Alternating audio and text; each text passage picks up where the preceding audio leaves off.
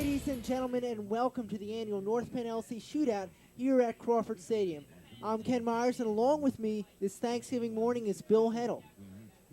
Down on the field is Dan Keene reporting from the LC sideline, along with alma mater Brian Clementes and our own Jillian Gallagher. The weather is rainy and dank, and will take an interesting turn for this game. With more on the weather, we have Brian Clementes down on the sideline. Brian? How you doing, guys? All right, today's game, weather-wise, it's going to be raining most of the time. Field conditions are going to be very bad for this game. A couple of injuries to report. Aaron Thomas is out with a knee injury, possible torn ACL. He's going to get an MRI on Monday. And Mike Landis is allowed to play today. He got cleared on Tuesday with a concussion. So back up to you guys. Okay, thanks, Brian, and thanks for joining us on this Thanksgiving Day. And as most of us know, last Friday, North Penn was knocked out of the Division I playoffs by CB West in a disappointing 21-0 loss. The Knights put up a great season, and they finished with a fantastic record of 10-2, with their only two losses coming from those defending state champs, CB West. LC, on the other hand, has not had a spectacular year as they finished mediocrely with a 5-6 record in their division. That by no means, of course, is any cause for North Penn to relax. And in the past two Thanksgiving games, North Penn has pulled out a win by only 1 point. Yeah, this game should be a real nail-biter. North Penn is going to use its running game to the max. Look for Heike to rack up some big yards, and let's not forget about his fellow back, Mike Capusta. These two are sure to want to put on a show for their last game of their high school career. The defense, of course, which has been spectacular, is led by senior captain Mike Moore, is going to be hurting with that big loss of Aaron Thomas. LC is going to try and take advantage of that with their consistent passing game, led by quarterback Joe Judge.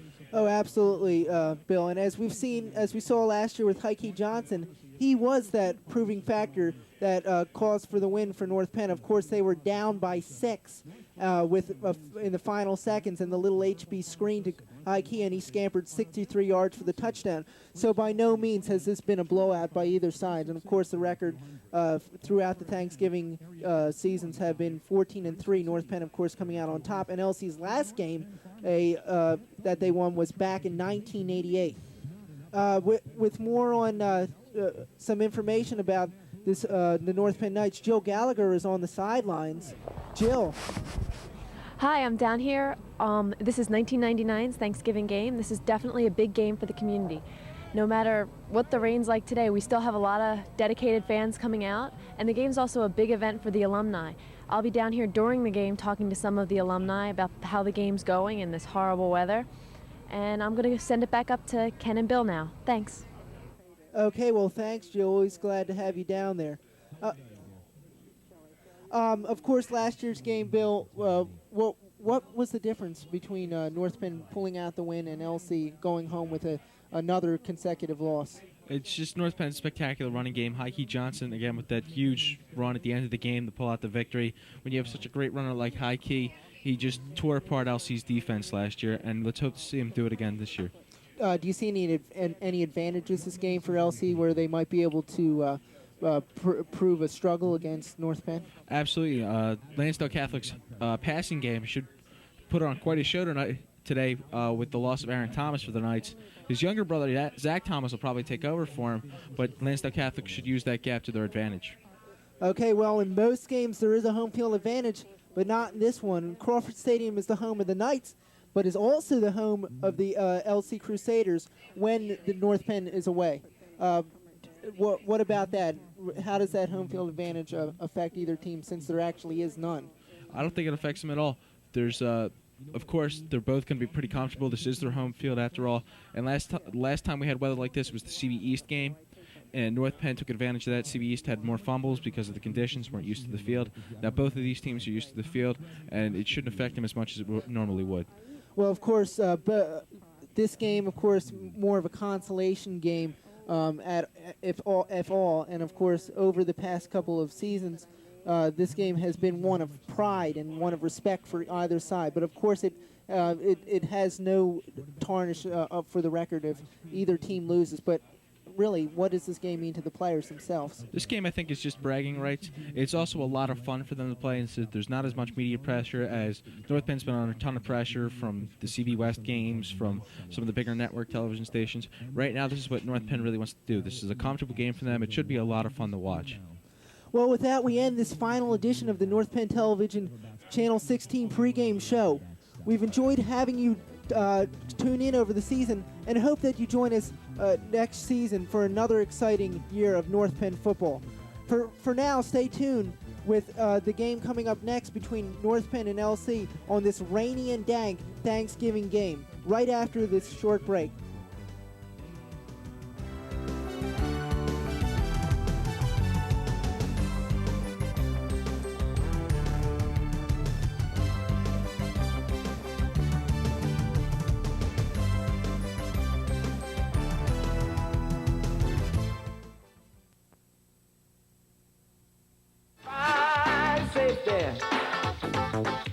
Did you know that many fires started because kids played with matches and lighters?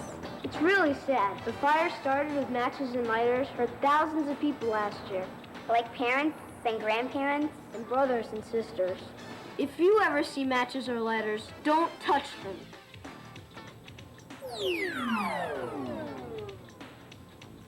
Uh-oh! Somebody left out matches and a lighter. Remember, Wow! keep your eyes open, and if you see these, tell a grown-up right away. But never touch them, and you'll be a real superhero. Like a deputy fire marshal? Exactly. Don't touch matches or ladders. Tell a grown-up instead. Be cool about fire safety. Be cool.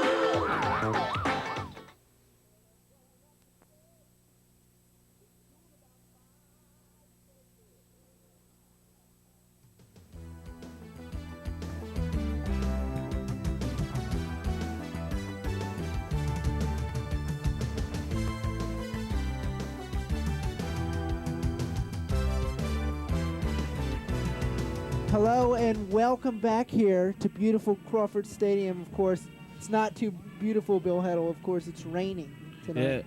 Yeah, field looks pretty muddy. It's just the field conditions look absolutely terrible. The ball should be really slick today. Not going to be much production offensively. Of course, you know, the age-old question. Let's pause as we listen to the national anthem.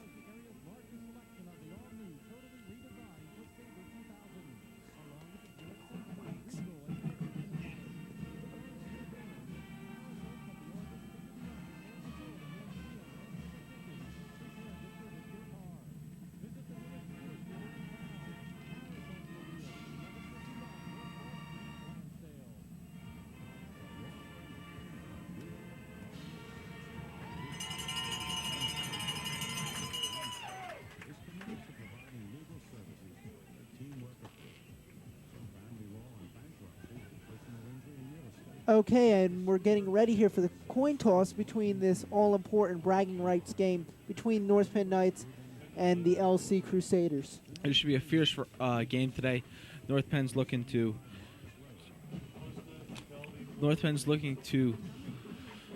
get a big victory. You see him right now shaking hands. Look like it should be a lot of fun. Blue, visitors white. All right, have a good game today. Play football. No talking necessary between teams. Just play good, hard football. All right. Number 13 doing the talking. Call watch in the air. If it hits the ground, we'll do it again. Call nice and loud. Tails. Tails is called. Called tails. Okay. You're going to have your choice to receive, kick, defend, or defer. Okay. Blue has won the toss and deferred to the second half.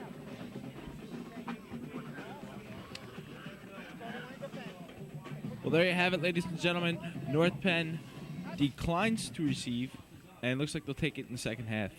Yeah, Bill, wise decision here. I think they want to try to get off on a good defensive standpoint here. Now, of course, as you heard there, courtesy of our North Penn Television sounds of the game as we listened in on the coin toss. And so now we will begin the 18th game of this legacy on Thanksgiving between the Lansdale Catholic Crusaders and the North Penn Knights. Bill, what do you look to see some factors in this game? Well, let's see how this went last year with this footage on how the game ended. Trips to the left, Colinello, Fitzpatrick, and Thomas. Twins to the right, Kapusta and Johnson. It's a stand-up to Heike Johnson. Can he get the first down? Yes! Look at him go! Hurdles! He's down to the 30! The 25, 20, cuts inside! 15, 10, 5, touchdown Knights! Heike Johnson! I don't believe it! Are you kidding me? Could you well, ask that's for how it more? was last year, and of course, still getting chills from that game. With Kyle Berger with that call is actually back today. And here's LC with the kickoff return after a nice kick by Wes Heinel. And the returner is swamped by the defense, who's quite psyched about this game emotionally, Bill. Yeah, you see the defense is getting really into this game. Got to do a nice show for today, but a lot of the seniors want to go out with a bang. This is their last game of the high school careers.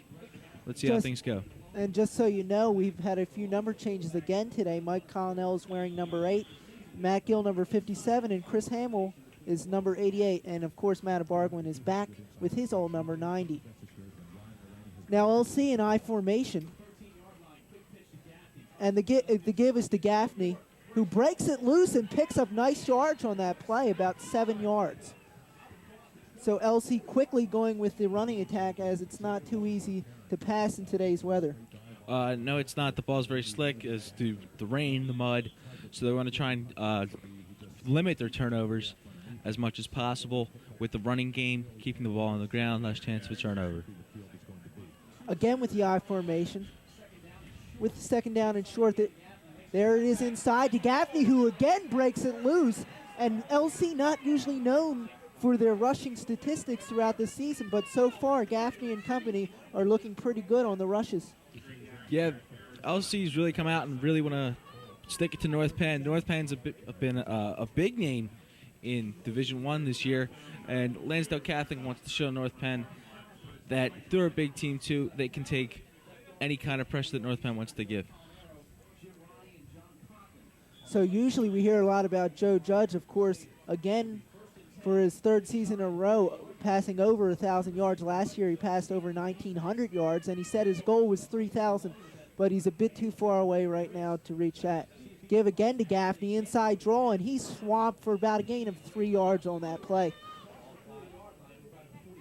Bill, we talked about this a number of times before, but how does the rain affect the rushing game? The rain affects the rushing game, making the ball very slick. Also, whoever has the ball and is running does not get very good traction on the field. The soils are very slick and very loose. They're going to do a lot of slipping and sliding today. As you can see, most of the linemen are already covered in mud. So LC, all they've gone with so far this game is the I formation.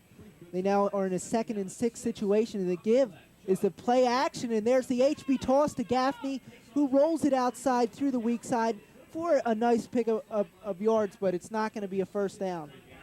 Bring up about 3rd and 1.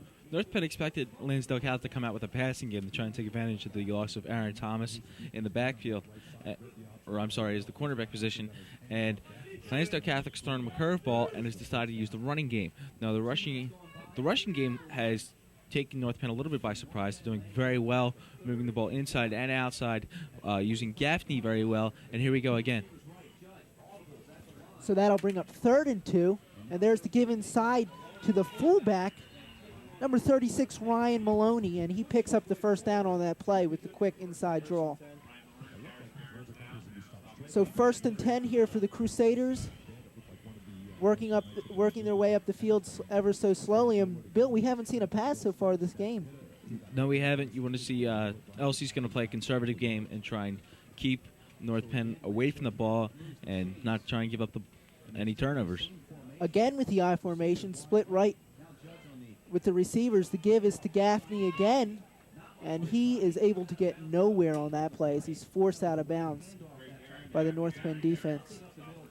North Penn defense is led by senior Mike Moore. This is his last game. You want to see him try and play really aggressive, and put on a display for his last game of his high school career.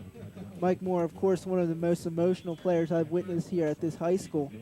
Loves the game and loves to play, along with a choice group of other ones, including Steve Francis and the all attention-getting Gills, who've been getting, I mean, they've really been getting a lot of attention. They've been featured in 2 articles in the Bucks County Herald and the North Penn Reporter just this past Friday.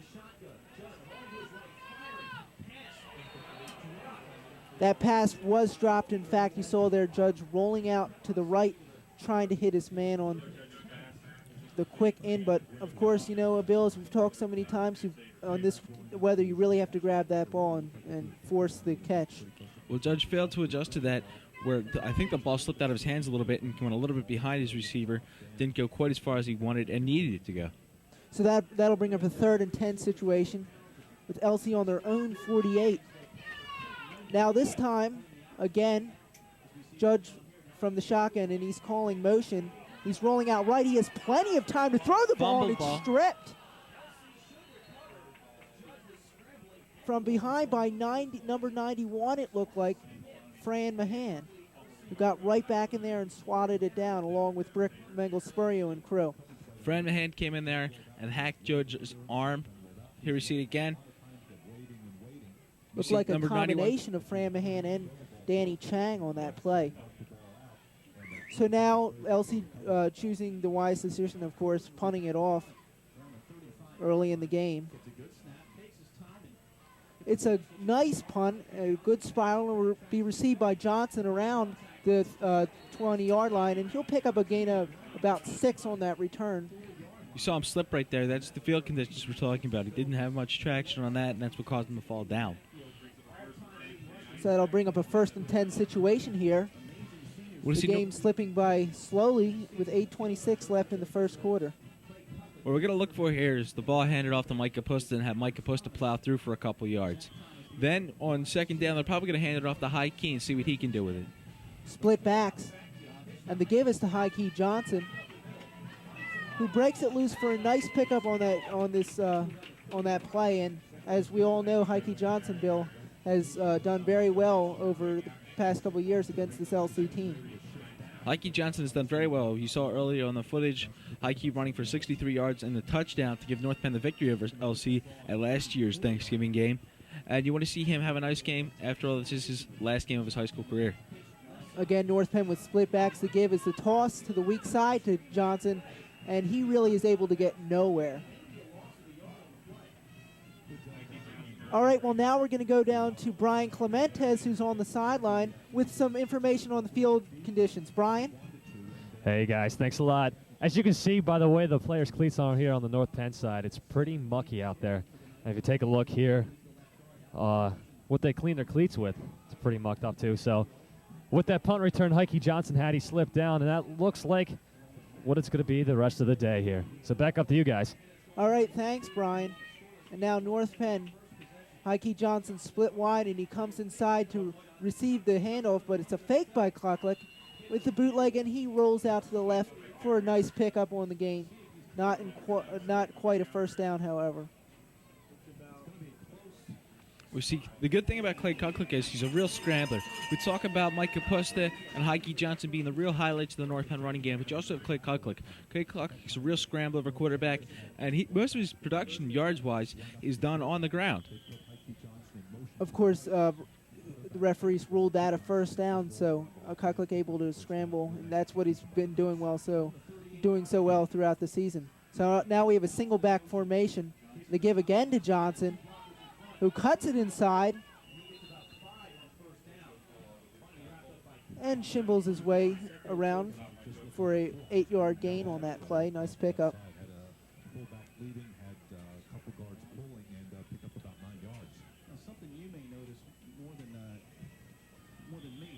So 2nd and 1 situation as Heike Johnson is able to so far plug his way through it.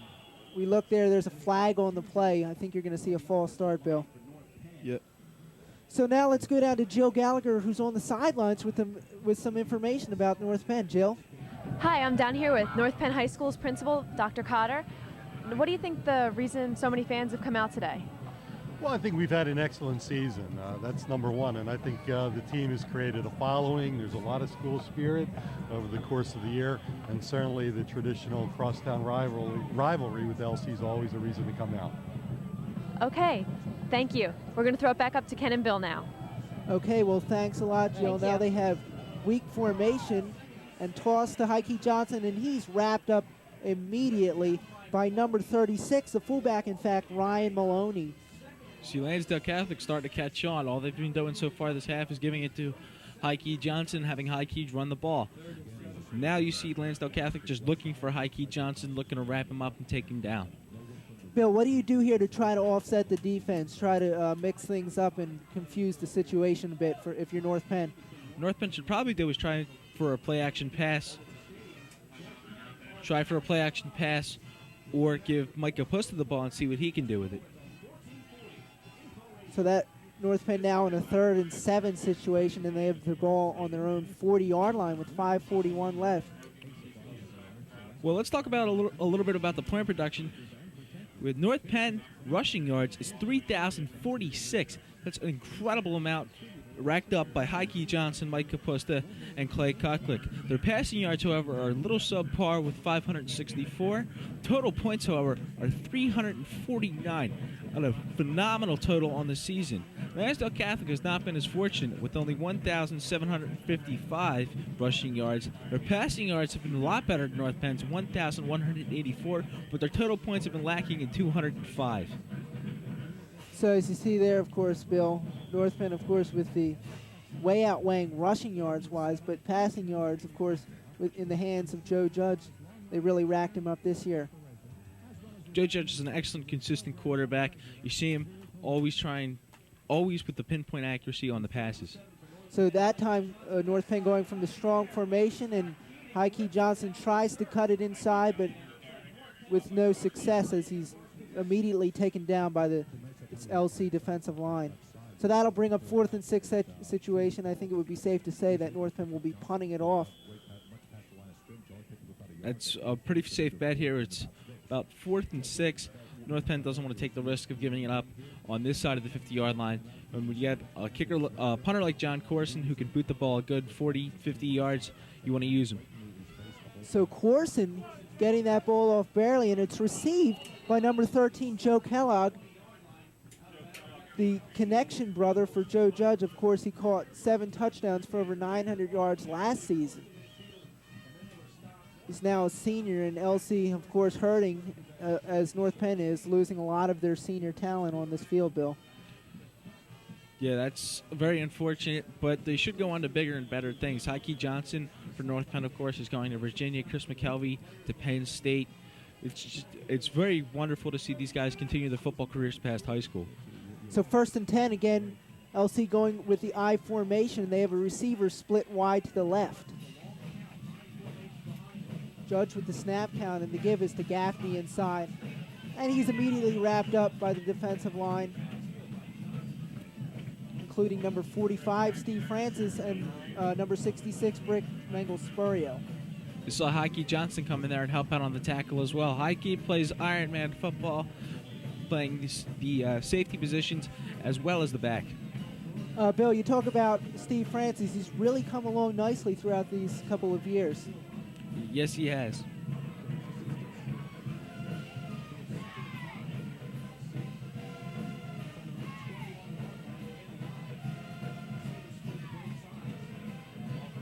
LC continuing to use the I formation play, and this time it's Judge goes across the middle, but the receiver covered nicely by Mike Kapusta. That was number 82, Sean Krosner, the tight end. So now we're going to go down to Dan Keene, who's on the LC sideline with some information about them. Dan?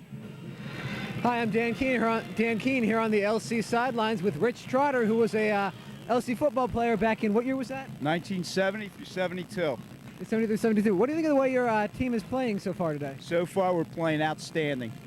Do you think, with the game last year, do you think that's going to have any effect on how we play today, kind of a vengeance thing? No, we play hard all the time. Doesn't matter what happened before or anything. We just go out and go get them, especially North Penn.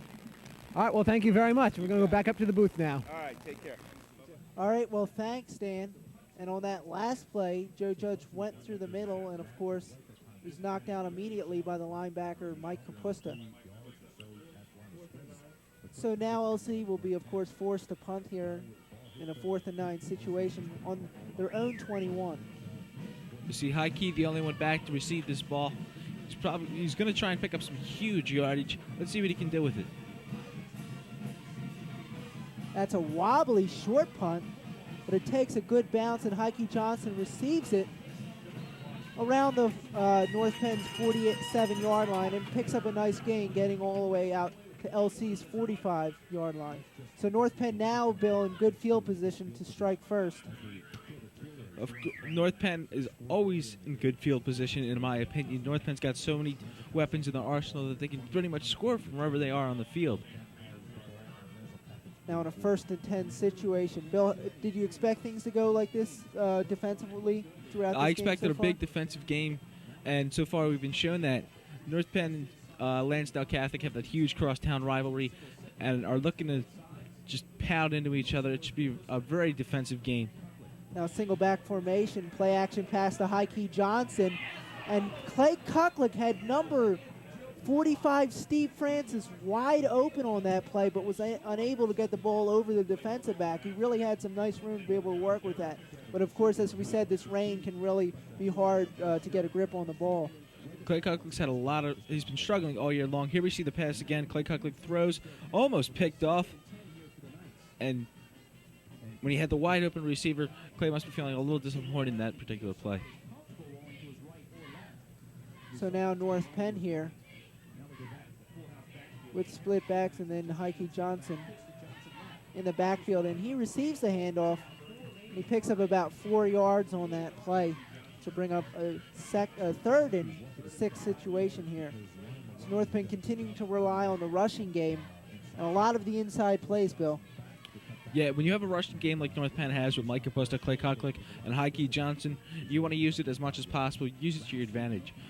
You see, you heard earlier, the rushing yards for North Penn is 3,046, and an outstanding number, and North Penn's just going to add to that today. So with the near formation, and they give us to Heike Johnson, who scrambles his way and bulldozes through the defensive line and picks up the first down, finally taken down by number 51, Bill Andrioni. It's good to see North Penn convert on that 3rd down. North Penn struggled all year long with their 3rd down conversions. And let's see if they can pick that up and can improve that in today's statistics. So North Penn with another first down. And now they're going with the weak formation. And there's the give inside again, Heike Johnson. With the HB draw, gets right up through the middle and picks up a nice gain on that play, around 8-9 yards. Very rarely do you see Heike Johnson held to anything less than 5 yards when he gets some room. You saw there Heike had good blocking, good defense, and he just kept plowing through, struggling for extra yards. Did a good job scrambling for that 8-yard pickup. Now Mike Kapusta alone in the backfield with the single back formation, and Johnson split right along with. Now he's in motion. And there's the give inside to Kapusta using him, and he picks up a nice gain on that play. First down and more, about 9 yards on that carry. So, I mean, now we're starting to see Mike Kapusta working here. How does he factor into this game, Bill? Mike Kapusta's a huge advantage to North Penn. When he gets the ball, he used to just plows through the defensive line of whatever team they're playing and picks up a few yards. You saw there, Lansdale Catholic was probably expecting a pass when you saw High keep over at a wide receiver position. They gave it to Mike Kapusta, and it just had a huge hole for him to go through. Single back with Francis split wide. And Heike Johnson was a quarterback keeper by Clay Kucklick, and he gets pushed, he gets the ball knocked loose actually, but it's out of bounds, so North Penn will retain possession of the ball. Luckily, Bill, that was able to roll out of bounds, and that might be due to the fact that the field was slippery. So causing some of the unfortunate situations, but on that play, fortunate that the field was wet. So now North Penn with a weak formation here. And the give inside is to Johnson. And he picks up some well-earned yards, close to the first down marker. About 3 yards shy. We talked earlier about turnovers being a factor in this game and the weather affecting those turnovers. You saw there, I think that was the second fumble so far this game. Both teams were able to recover. Luckily that time, there was nothing but LC players around to pick that up. Luckily it was knocked out of bounds. North Penn Bill's relying on strong and weak formations noticeably. And again, the give is inside to Mike Capusta, who picks up the first down on that play, bulldozing his way through. You know, you talk about Mike Capusta, he's really an overlooked player. I mean, he doesn't really get the credit that you might think he should. Well, what has he meant to this team, really, in your opinion? Mike Capusta, in my opinion, is one of a great player. He's a real workhorse. You see him just plow through, sacrificing his body for the team. Mike Capusta picks up those clinch yards. That's what his job is as a fullback. Now with the strong formation. And the bulldozer Capusta picks up 2 yards on that play. North Penn, they become very strong inside their own red zone. Typically, they've been known to get many of their touchdowns and strike quickly when they do get in their red zone. So now North Penn with a 2nd and 3 situation. The ball is on their own 3-yard line, so they're really close here to doing some damage first to LC. Now with the single back formation, the give is to Capusta, who just pushes his way right through, and North Penn has the first 6 points on the game. So although this has no playoff implications, of course, it is still a game of pride, as we mentioned so many times earlier. What you just saw there was Mike Capusta plowing through, doing what he usually does, getting those yards in those clinch situations. Now you want to see Wes Heinel go for the extra point. Wes Heinel's a phenomenal kicker. He's missed 1 field goal this year. That was last week against CB West. What you're going to see now is probably him putting it right through the uprights for a good distance, because when he punts the ball or kicks the ball, it goes just forever. And there is the strong leg, Wes Heinel. He picks it right through to give North Penn a 7-0 advantage. Of course, talking to Wes Heinel, he said that one of his major colleges that he really wants to go to is University of Pennsylvania. His sister attended that school on a full scholarship for field hockey, and this past season she was named most valuable player. Of course, Wes adding his sturdy foot to this North Penn special teams, and it's helped a lot of times, Bill, on kickoffs. Last year, Wes Heinel had a little trouble kicking. This year, he's shown so much more confidence in his foot, and it shows. It displays in statistics, missing 1 field goal at all so far this year. That's just an incredible statistic, and it's really good for him because he's just such a phenomenal kicker. Wes Heinel and crew set to kick off to LC with the main danger man, Joe Kellogg, back to return.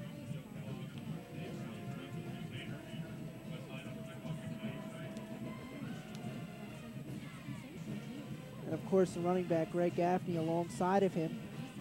North Penn set to kick off now with a 7-0 advantage with 21 seconds left in the first quarter.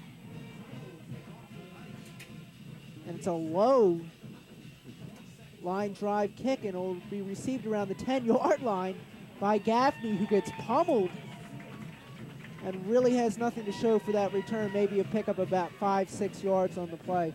This North Penn defenders come in.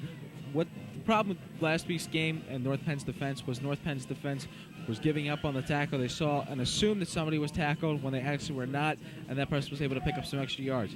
You saw Gaffney get hit, get tackled. North Penn players were still rushing in, making sure that he was down.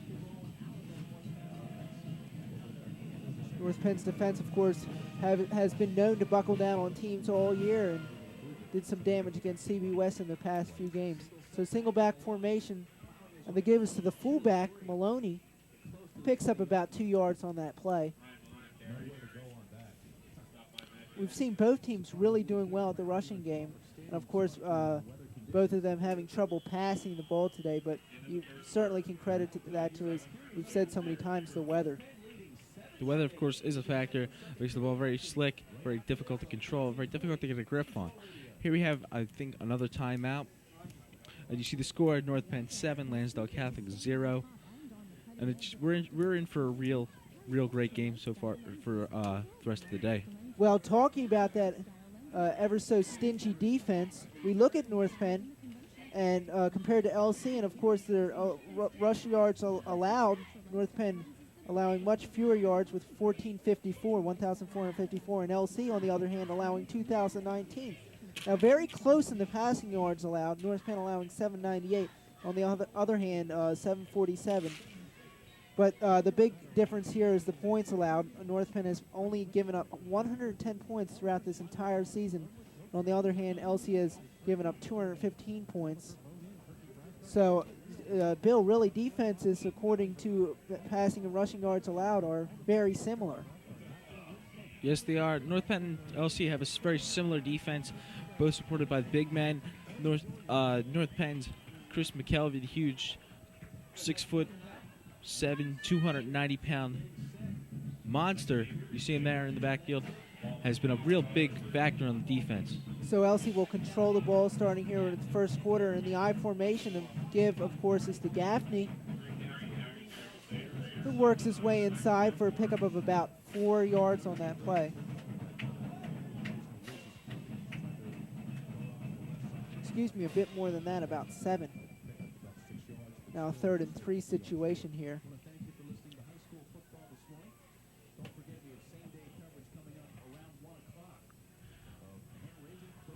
Again from the I formation, Bill. They've been using that very often tonight. And it's been working for them for the most part, and if it works, you should use it. And there's the inside Judge with the play action, and then the toss to Gaffney, who runs outside and appears to have come close to the first down marker. This is almost like a running back duel. You see Heike Johnson going for the big yard, and you see Gaffney come in here, and he's had some nice statistics so far this game. Come in, he's had some great runs. So 4th and 2 now. Gaffney not quite able to work his way in for the first down. But LC is not going to risk it, and they're going to punt it off, and with Heike Johnson back to receive it. I think that's a smart idea, especially since they've had trouble picking up the yards in the last 2 plays. There's a spinning punt, and it's going to bounce all the way down. So that punt came in handy with the top spin on it and rolled all the way down, and North Penn will start from around their own 25. So the ball rolled out of bounced out of bounds around the 25, and North Penn will pick it up from there. It was a wise punt because that was North Penn's red zone. We talked about how dangerous North Penn was in the red zone, and let's see if they can get back down there and put some more points on the board. So North Penn, they've been basically controlling the clock all game, and they have the 7 points to show for that as they work their way up slowly but surely for the touchdown. Now single back formation, Heike Johnson in the backfield. Kucklick with the long snap count. Now Francis in motion, and it's a play action, but it looks like we're going to see some movement here by the North Penn line. You saw there was the fake handoff to Heike Johnson. Clay Kucklick rolled back, looked for a receiver downfield. That's when the play was blown dead. That looked like it would have been a beautiful pass. North Penn possibly could have scored on it. Yeah, Clay Kucklick had a lot of time to throw that ball, of course. This one's going to come back 5 yards on the play with the false start. We'll see what North Penn does now. That was actually their first passing attempt of might have been the first passing attempt of the game. Not quite sure though, but it looked like Clay was dropped back to pass. So now they had the I formation, and Heike Johnson was in motion to the weak side. And the give is to Mike Kapusta, the bruiser, who picks up a huge gain on that play. In fact, around 35 yards. You saw Mike Kapusta plowing through the defensive line of Lansdale Catholic, picking up the 35 yards. It's a great boost for North Penn to have those big runs. And that's usually not what Mike Kapusta is known for. Heike Johnson's usually the one with the big yards. Mike Kapusta goes to those clinch situations, the 4th and 1, 3rd and 1 situations. And here you see again just him running up the middle of the field. Gets taken down from behind by the Lansdale Catholic defense, who probably saved a touchdown. North Penn has a deadly running attack, evident, of course. And now Kapusta's in motion with Heike Johnson in the backfield. The give is to Johnson. Actually, it's a play-action pass. But there is a flag on the play, and by the looks of the flag where it was thrown, you actually could see a passing interference on that play. But we'll wait to see. And in fact, it is a passing interference. So big break for North Penn, Bill. That's a huge break for North Penn. Looks like that might have just been a useless play there. Clay Kucklick was rushed very well by the Lansdale Catholic defense. Here you see him put it away. And it looks like Mike Kapusta was pushed by the Lansdale Catholic defender, and that caused the pass interference play call. At North Penn games, Bill, we really haven't seen many passing interference calls. In fact, this is the first one I can remember throughout the season for or against North Penn. That's because North Penn has not thrown the ball very much this season. You saw they only had 564 passing yards on the season.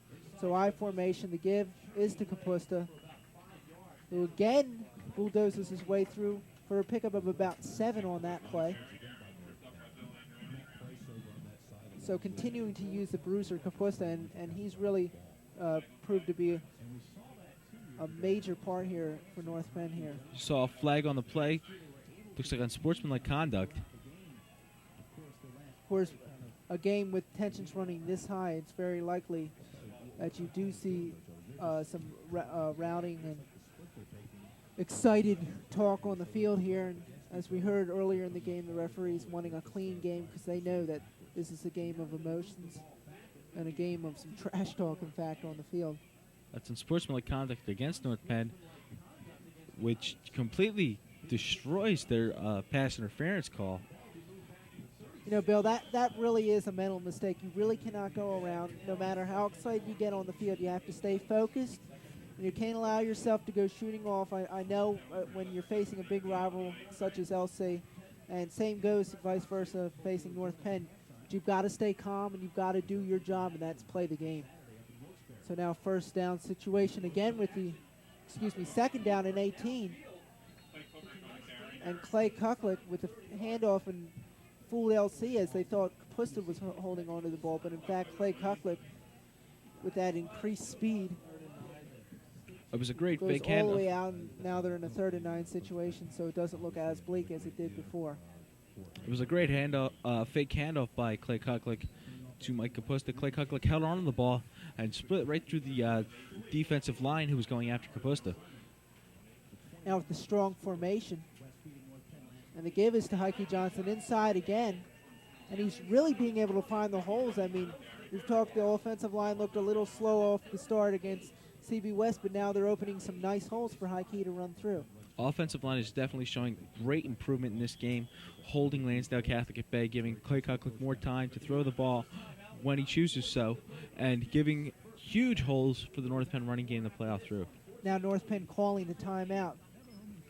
They want the chain gang to come out and check for the first down. It's going to be close, though, and if it's anything, it's going to be by a few inches. So it's likely that's the fact that North Penn will go for it. Of course, they will, in this situation, you cannot have a good chance of kicking the ball. So now let's look at the head-to-head here. Of course, talking about Clay Kucklick and Joe Judge so often. As you look at the number of attempts, of course, Joe Judge way more attempts with 224 and 99 completions compared to Clay Kucklick's 58 attempts with 26 completions. With the percentage, of course, it's very similar. In fact, it only differs by 6/100ths of a point. Clay Kucklick with a 448 passing percentage compared to Joe Judge with 442 passing percentage. But now then you look at the yards and you just see the complete offset between the two quarterbacks. Joe Judge more likely to throw the ball, as we said earlier. It shows as he has 1,159 yards compared to North Penn's 337. So two very good, very similar quarterbacks, just the fact that Joe LC has more of a passing game. So Clay Kucklick with the quarterback keeper, the sneaker inside. Didn't get much on the play, but he got enough to pick up the first down, of course. North Penn again inside their red zone, looking to strike, and of course they did so last time. They put 7 on the board. Right now, what you're probably going to see is a handoff to either Mike Capusta or Heike Johnson, see if they can run the ball up, get a little closer to the end zone, slowly work their way in. So now, Capusta slot right with Heike Johnson in the backfield, and he receives the handoff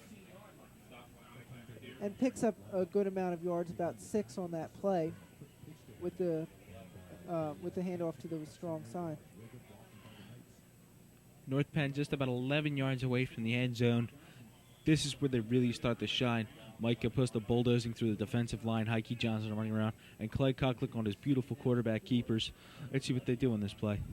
In fact, Bill, we'll see what's going to happen as they are in the strong formation. But I think you're going to see some movement up front now. This North Penn jumped a little early on that snap count. And in fact it is, and it's going to be a 5-yard mental mistake here on North Penn. And I say mental mistake because it really is. You've got to keep your wits about you and stay focused on the field. But it is very easy to lose concentration when you're playing in a game such as this caliber. Even though it does not have playoff implications, it's very important to North Penn and to LC that they pull out a win here today at their home field. Now with a far formation here for North Penn, and Mahan in motion, and Kuklik trying to keep it, but no fooling LC there as number 72, Scott Keating, brother of Joe Keating, comes right in to stop him, wrap him up. Clay Cocklick very fond of the quarterback keeper. You see him use it at least 5-6 times per game, and most of the times he used it so efficiently that there's no reason for him to stop. You saw 2 weeks ago against Norristown, him scoring the touchdown to tie it up, and then North Penn takes the lead. And that's what North Penn got the victory against Norristown, moved them up to play CB West in the playoffs. West, of course, knocked him out with that very disappointing 21-0 victory over North Penn. North Penn right now just playing for fun, playing for the love of the game. This is the last chance these guys will ever get to play together, and they really want to make something of it. It's just going to be a fantastic game, and I've really enjoyed it so far. I've enjoyed watching Lansdale Catholic throwing in some well-played defense, and of course their passing game always a threat, but the running game has really developed in this so far, and North Penn's running game, of course, always huge. Heike Johnson, Mike Capusta, Clay Cock, all with big runs, and you saw Clay Cocklick trying to use the throw a little bit. It hasn't worked out so well due to penalties and whatnot, but here we have North Penn in the red zone, and North Penn probably going to capitalize on this just because they're so efficient. We have the third down situation. We talked about the third down conversion. North Penn able to do that earlier on. Let's see how they do this one. So now 3rd and 7 with 7:43 left in this half, and North Penn looking to add some points on before we wind down here. The give is fake handoff inside to Capusta, and Cocklick again keeps the ball, but is able to only pick up about 1 yard on the play, if that, which will bring up now a 4th and 7 situation. I'm very curious what North Penn coach Mike Patton's going to do.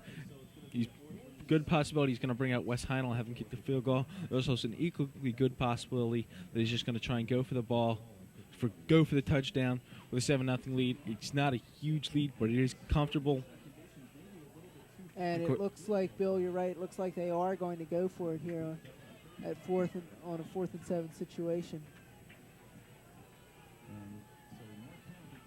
Now North Penn trying to get organized here.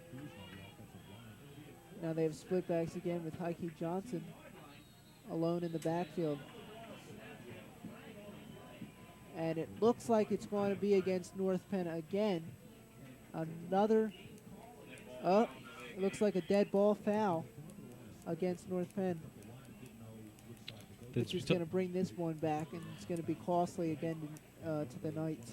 North Penn really has to focus here. They brought out Wes Heinel, who's probably going to try for the field goal. This is in Wes Heinel's range. I don't know how far in, but he should do pretty well. We should see a 10-0 lead in just a few seconds. And Wes Heinel, of course, has that good leg, and he is able to kick from, I've heard in practice he's kicked a few 40-yarders and above. Now he'll get the chance at this one. And, of course, John Corson not able to hold on to the snap. And in this weather again, I mean, you had to see it before. It's very hard to kick in this rainy weather. The ball gets hard. So now we're going to go down to Jill Gallagher, who's on the sidelines on North Penn with a report here for us. Jill, anything to say? Hi, I'm down here with two of the assistant principals at North Penn High School, Mr. Pizzolo and Mrs. Newman. Now, why do you think there's a different spirit about the game?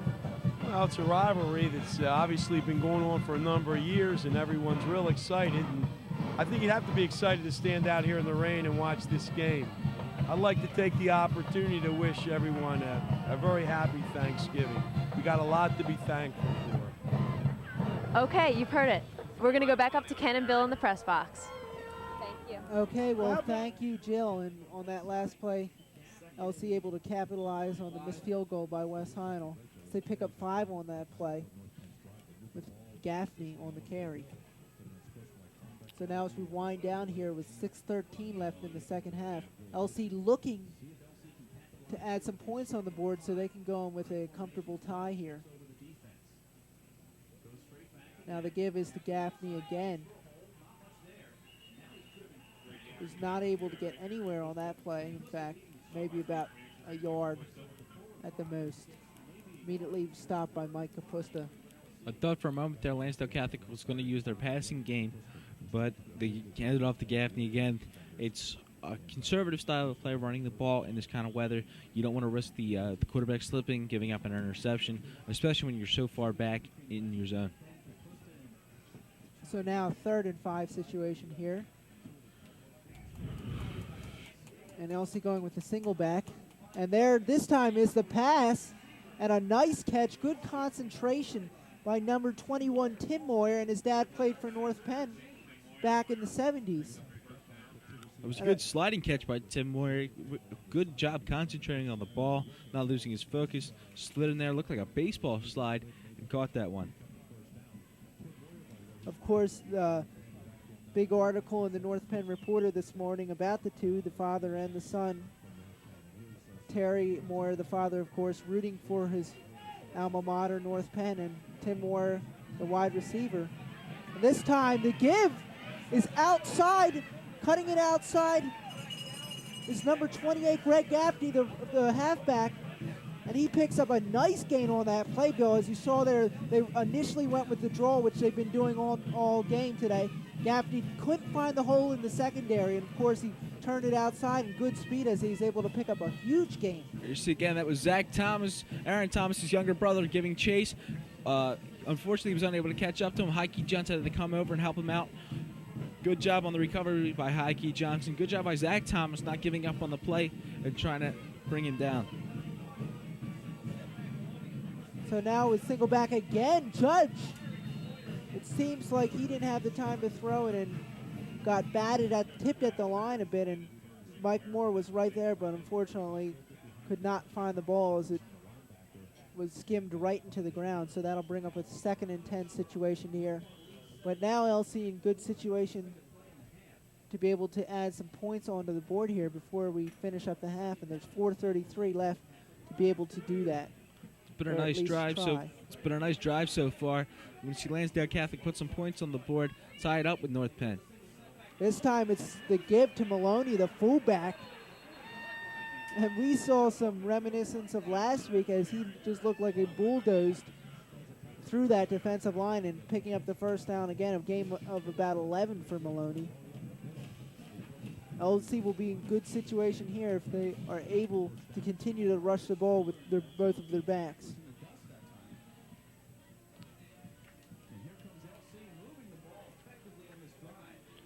It's hard to buckle down against, especially if LC's rushing game is on. But this time, Judge trying to scramble his way in on the bootleg, but with no success as he's taken down after a gain of about 2 yards on that play. Looks like Joe Judge bobbled the snap. He probably was going to drop back the pass. He did a good job not losing any yards, not getting sacked on that play, able to pick off 2 yards and try and give LC some kind of optimistic look on that play. So now 2nd and 8 for the Crusaders here, as again they go with the single back with Maloney in the backfield. And pass long, and it's received again by Tim Moyer, who has caught both passes so far in this drive for LC. A nice one earlier for the first down, that time going right up on the inside route and picking it up for another first down. And now LC is on their own 20-yard line and about to strike here, it looks so. You saw on the replay Joe Judge doing a good job throwing under pressure, able to get it off for a first down. Excellent play by Joe Judge. So we haven't seen a lot of action by Joe Kellogg, who's the big receiver usually for LC, but we have seen a lot by his counterpart, Tim Moyer. This time Judge again going to the air, and it was a low pass and will be incomplete, not able to be picked up by Moyer that time. So it'll bring up a 2nd and 10 situation, but I'll tell you, Bill, even if they're not able to convert for this touchdown, they're in good range to possibly kick the field goal. They have respectable range, good range. It might be a little too far. I honestly have no idea what the range of Lansdale Catholic's kicker is, but if he can kick as good as his reputation is, we should get 3 points on the board. Well, we'll see if LC can capitalize on this big drive. And the give again is to the halfback, Greg Gaffney, who's able to pick up about only 2 yards on that play.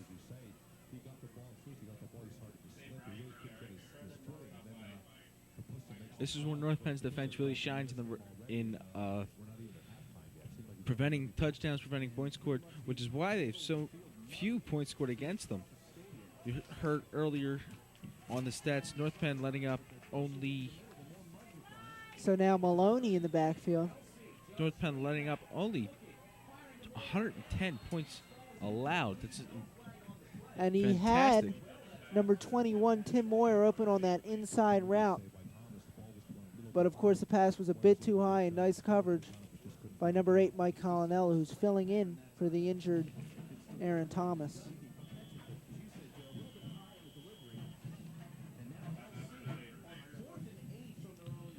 See Lansdale Catholic take the timeout. It's a wise decision when you got this situation. Do you want to go for the touchdown? Do you want to go for the field goal? If I was Lansdale Catholic, I'd probably try and go for the safe bet and go for the field goal, but North Penn's defensive special teams are phenomenal. And there's a good chance that they'll block the kick. I'd have to agree with you. They're a little too close to try to punt the ball here, even if they could get a nice coffin corner. Last week we saw North Penn intentionally taking the delay of game for the 5-yard, of course, the 5-yard penalty, and then John Corson making a nice punt and was inside the 5, but we'll have to see what LC does here. And it would be a spectacular kick, especially in these situations.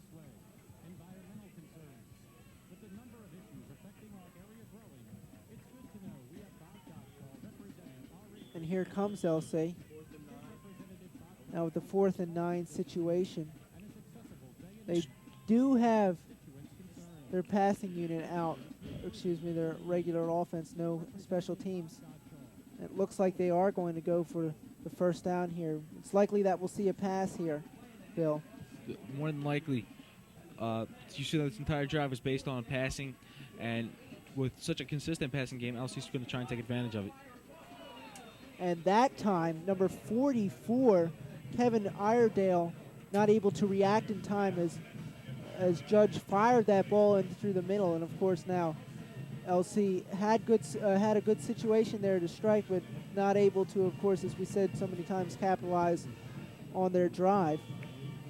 Now North Penn will take over with time to strike here before the end of the half, 2:22 left. Now North Penn with split backs. Johnson along with Kapusta. And Kuklik. The give inside is to Mike Kapusta, who picks up about 2-3 yards on that play.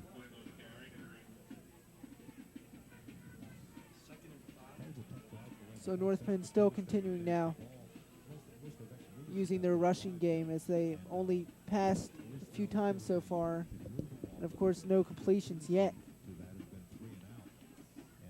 So 2nd and 6 for the Knights here. Again, they seem to be using the split and single back formations often throughout this game. Now the give is to Heike Johnson. Of course, no, excuse me, it's a bootleg by Clay Kucklick, and he gets all the way out to the 41-yard line. A gain of 22 yards on that play. Clay Kucklick, of course, with the play-action bootleg. And works his way all the way out to the 41-yard line. So Clay Kucklick has been having some success running the ball throughout this game, and of course he's been a major aspect for the rushing game in other situations throughout this past season. And with a far formation, and this time Heike Johnson, same play that they did last time, and Steve Francis is wide open on that play.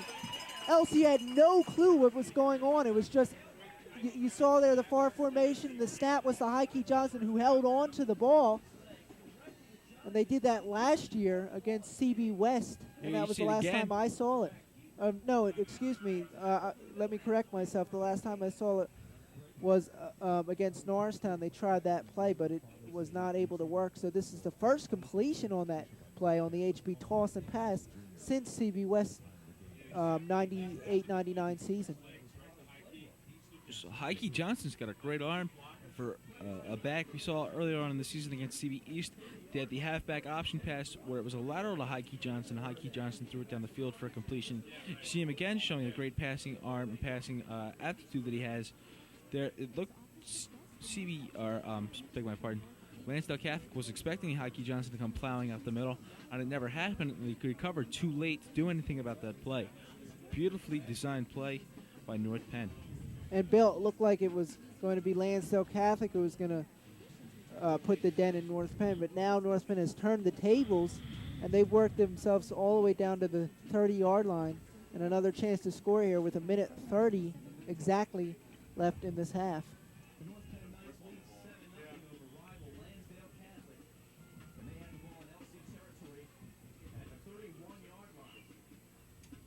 Now a single back formation. And a fake handoff now, and Joe Talese comes in and slides. He barely has maybe a yard on that play.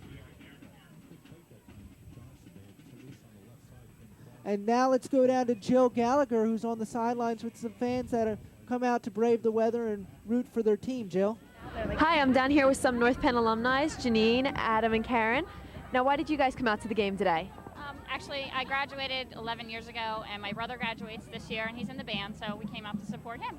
That's great. Does this weather worry you anything about coming out?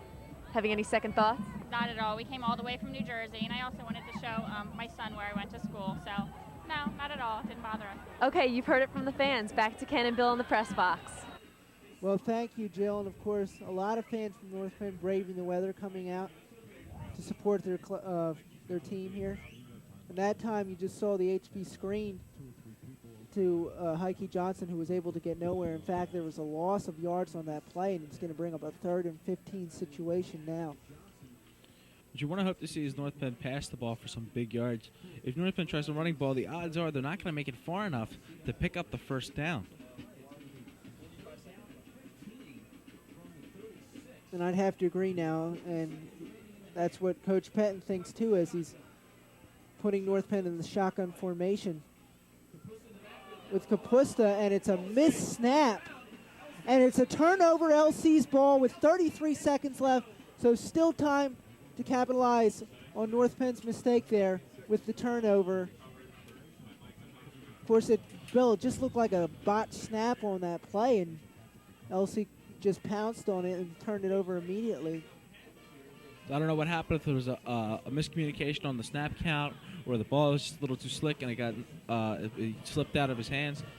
But that's a huge advantage for LC for them to even up the score here. It's 7-0, and LC with the chance to make it 7-all. So LC attempting to orchestrate some magic with 33 seconds left in the half, and they immediately go right to the air. Judge outside to his favorite target so far, Timmy Moyer. Looks like Excuse me, Joe Kellogg that time. looks like he had some difficulty passing there. The ball looked like it slipped out of his hands. Not much of a spiral on it. Went back a lot farther than the receiver. That caused the incompletion. Bill, usually you see some good success here in the passing game for LC, but not today, as the weather's been affecting this greatly, as we've mentioned so many times before. Now single back formation, and Kellogg the give to the fullback Maloney, who this time scampers his way for a nice pick of about 8 on that play. We've seen Lansdale Catholic with some offensive talent of their own. Gaffney, Maloney, and Joe Judge have put on quite a show so far. The score doesn't display how hard these players have worked, and it looks like on this drive, it looks like Lansdale Catholic desires it enough to get a touchdown. And Bill, in this weather, of course, every play you have to work forward to try to get the touchdown, because it's so hard to even attempt to move. Of course, unlike the NFL, both teams don't have the equipment nor funds to be able to switch to larger cleats at all. So they have to make do with the situation that they're in. North Penn seems to be adjusting very well. Their rushing game, has been working very well so far this game, as has Lansdale Catholic's. Lansdale Catholic's passing game has been a lot better than North Penn's. North Penn with only 1 completion so far this game. Lansdale Catholic with 4 or 5. Let's see what they do on this play, and it looks like they're probably going to go for the pass.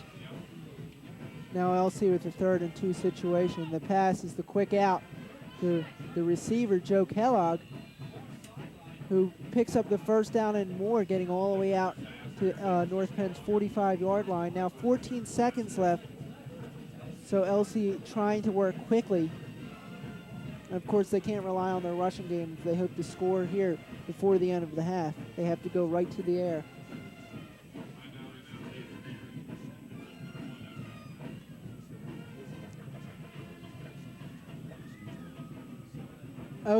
Okay, well, let's now go down to Jill Gallagher again, who's on the sidelines with a North Penn football player. Jill? Hi, I'm down here with Doug Servey, one of the North Penn football players.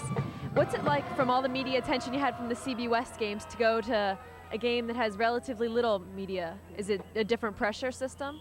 I think, like, without all the pressure of the media and stuff, it takes a lot of pressure off our shoulders. Like, we don't feel like we have to play as well, or like we can play for ourselves more or less than having to meet the media standards, or like what the media thinks we should do, and just do what we think we should do. Okay, thanks. We're going to send it back to Ken and Bill in the press box. Thank you. Thank you. Okay, well, thanks a lot, Jill. And now LC coming out of their huddle with a 1st and 10 situation. And if they can score some points here before the end of the half, then they'll be in a good situation starting second half against this North Penn team. And the pass is to Kellogg again, the trusty receiver, who has trouble moving on this ground and is finally wrapped around and taken out of bounds by number 6, Zach Thomas, brother of the injured Aaron Thomas. Got about 5 seconds left in the half. You want to see Lansdale Catholic try and pull something out. Probably going to try it with the passing game that's worked so well for them so far this game, and see if they can pull out the touchdown, put some points on the board before the end of the half. Well, I think you're just going to see LC just throw up the ball into the end zone. Of course, no time to pick up the first down. Just get into the end zone. We'll see. We'll get to see a test of Kellogg's strength here. Or excuse me, Judge's strength. Of course, now keeping the ball, and gets down to the 20-yard line, but unfortunately that's the end of the half here. And LC not able to capitalize on the turnover by North Penn, and North Penn striking early and leading 7-0 so far, as both teams head into the locker room. So tight game still. Keep your fingers crossed.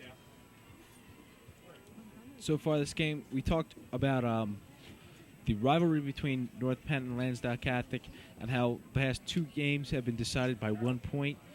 And you're probably going to see another one like that. I wouldn't be surprised at all if Lansdale Catholic comes up real early in the second half, scores a touchdown, ties it up with North Penn, and see where it goes from there. This should be an incredibly exciting second half, and I hope to see some more of the viewers back then.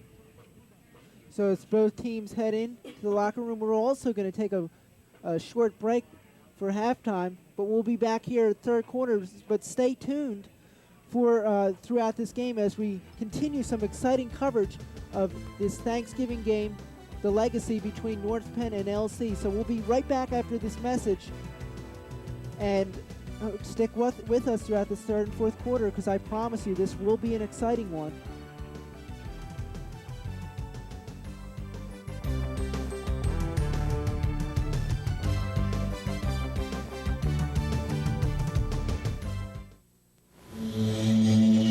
You don't have to like me. Or you can. You don't have to be my friend, but you might like me if you got to know me. You don't have to be my roommate. I am gonna be your neighbor. You don't have to run with me. You really don't have to run away from me. You may not like what I have to say, but hear me. Hear me out. And we're not all that different. I like good food. Good music. I love my mom. I want to fall in love. Madly. I want a good job. I want my kids to live in a world where they're safe and loved and respected for who they are. You don't have to like me, but if you talk to me, you might. We can end prejudice if we talk to each other. Call. Tell us what you do. Together we can build one America.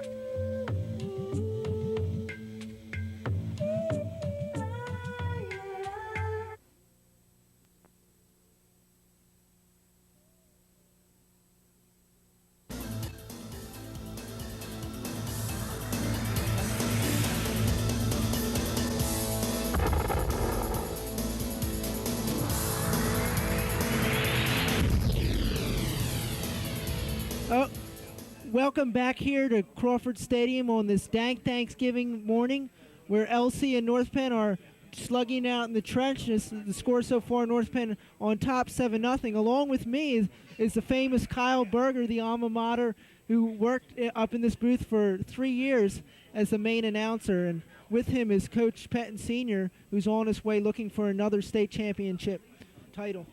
Well, thanks a lot, Ken. It's good to be back here at North Penn, and I've seen a good, very well-played game so far, 7-0. It's been a bit boring, if you will, but North Penn, on the strength of a Mike Kapusta 2-yard touchdown run, is up by a touchdown. And as you said, I am now joined by Coach Mike Pettin Sr. of the Central Bucks West Bucks, ranked number 1 in the state, and ready to take on Abington this Saturday up in Scranton. Coach, what do you look forward to? You played them last year. Bit of a different team this year. Well, they gave us a great game in the first half. They should have been ahead, and we had an interception by Dave Camburn, returned it 104 yards right before half to get us out of a hole and turn the game around, and then we played pretty good football from there on in. So we're going up in their backyard. They played with us well for a half. I'm sure their coaches are saying, don't be intimidated. You can beat these guys. And, hey, this is what we want to see, and my guys have to believe that they can be beat, because some of our newspaper guys locally are writing things like, you just pencil us in as a state champ again. And, that's the sort of thing that in our kids' subconscious could get us beat. As we get set for the kickoff here, Lansdale Catholic will kick off to North Penn. From your perspective, with your son coaching North Penn after a tough loss to your own team last week, how difficult is it to get up a team for a somewhat meaningless game, even though it's an exhibition game, but this still means this is the last game some of these seniors play? As Mike Landis breaks this free, and I think he is going to score, and he will. No flags on the play. Touchdown Knights. Mike Landis returns the opening kickoff of the second half for a North Penn touchdown. Just like that, they're up by 13. But as I was saying, how tough is it to get up for a game after a devastating playoff loss like last week? I think it's extremely tough. North Penn felt they could win the game, justifiably so. They played us tough the first time, and that was their main goal. They lost the undefeated season, they lost the league crown, and then they lost the district title with the chance to go on. And now to have a non-league Thanksgiving game against a fine opponent, but at the same time, not one of their main goals. They didn't even want to be here on Thanksgiving. They wanted to be in the playoffs. So I'm sure Michael and the rest of the staff, the biggest challenge was to get them up for the game. Not so much the physical aspect, but, what's between the ears. And having been here, believe me, you have to say you got to finish up with a win. You'll have they'll have a 12-2 record. Yeah, I believe so. So Two losses. nothing to be ashamed of. Yeah. Well, there you saw the replay of Mike Landis running back that kickoff almost untouched. Several yards for the North Penn touchdown. They're up 14-0, and many thanks to Coach Mike Penn Sr., and best of luck as you take on Abington Heights this weekend and the rest of the way in the Yeah, PIAA and I'm really playoffs. pulling for North Penn because if it doesn't work out for them, the Pettons don't enjoy the Thanksgiving meal very well. Last year I was thinking it was going to be a disaster until Heike, saved the Petton day on the last play of the game. Okay, well, best of luck to you, Coach. Thanks for joining us. Thanks for having me. Okay. So 14-0 North Penn after a quick lightning strike touchdown on the first play of the second half.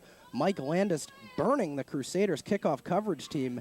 And just like that, Ken, it's 14-0. Yeah, Kyle, and I think you see it so often with this North Penn team. They're a second-half team. They've been doing it all year, and this time it just backs that as proof as what North Penn can do. And I think you'll see a really strong showing by the defense and offense in the second half.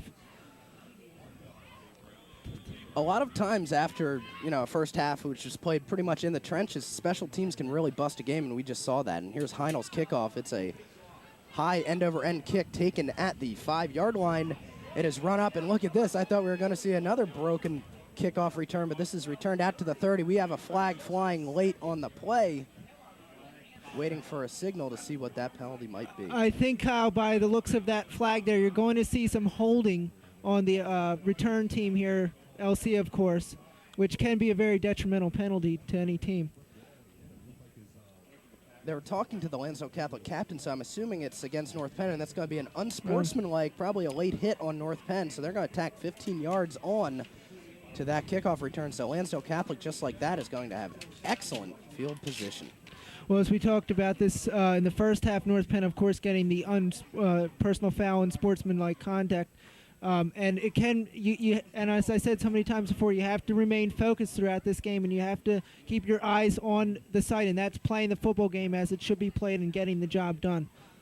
So 1st and 10 for the Crusaders. They will have the ball at their own 45-yard line, almost at midfield. Great field position to start this drive, and Ken, once again, special teams right there playing a big part. North Penn leads off the first half with a kickoff return there, and all of a sudden Lansdale Catholic's right back in good field position.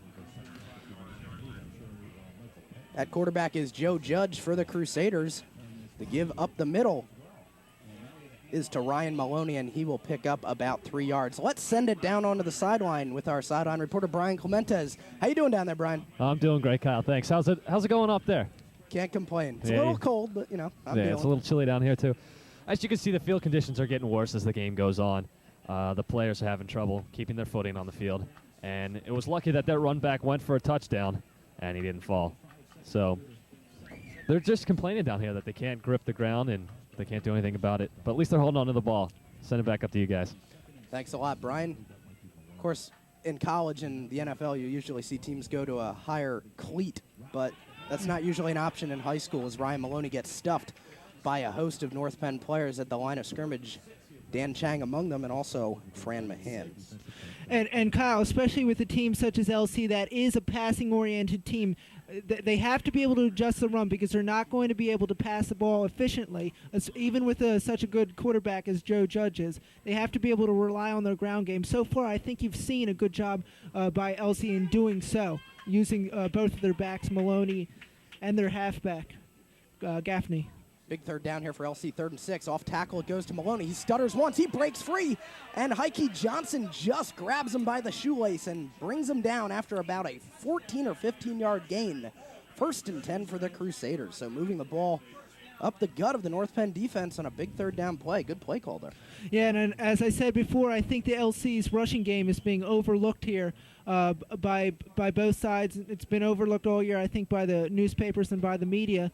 And so far we've seen throughout this game LC really coming out, blasting it out. I don't think anyone expected to see Maloney and Gaffney be big play factors in today's game, but they are. Lansdale Catholic with 2 wide receivers and Maloney in the backfield. Judge under center, drops back, quick throw over the middle. It is complete to number 82, Sean Krosner. And that's an 11, 10-yard gain, good for another Lansdale Catholic first down. So 3 runs, and then they go with a pass right away. moving the ball against North Penn. Yeah, I think if they can do that efficiently, continue to move the ball up the field, throw in a pass or two and mix up a run, they'll be in good shape. They'll be able to confuse this North Penn offense, who probably prepared mostly to protect the pass. We've seen this game open up in the first 2 minutes and change here. It's a wide open game right now. This could get a little crazy, as these LC North Penn games tend to do. Absolutely. Judge under center on 1st and 10, 9.5 to go. Up the middle it goes to Maloney. We'll go about for 4.5 yards. Tackle made on that play by Steve Francis. It'll be 2nd and 5 for the Crusaders as they continue to march down the field.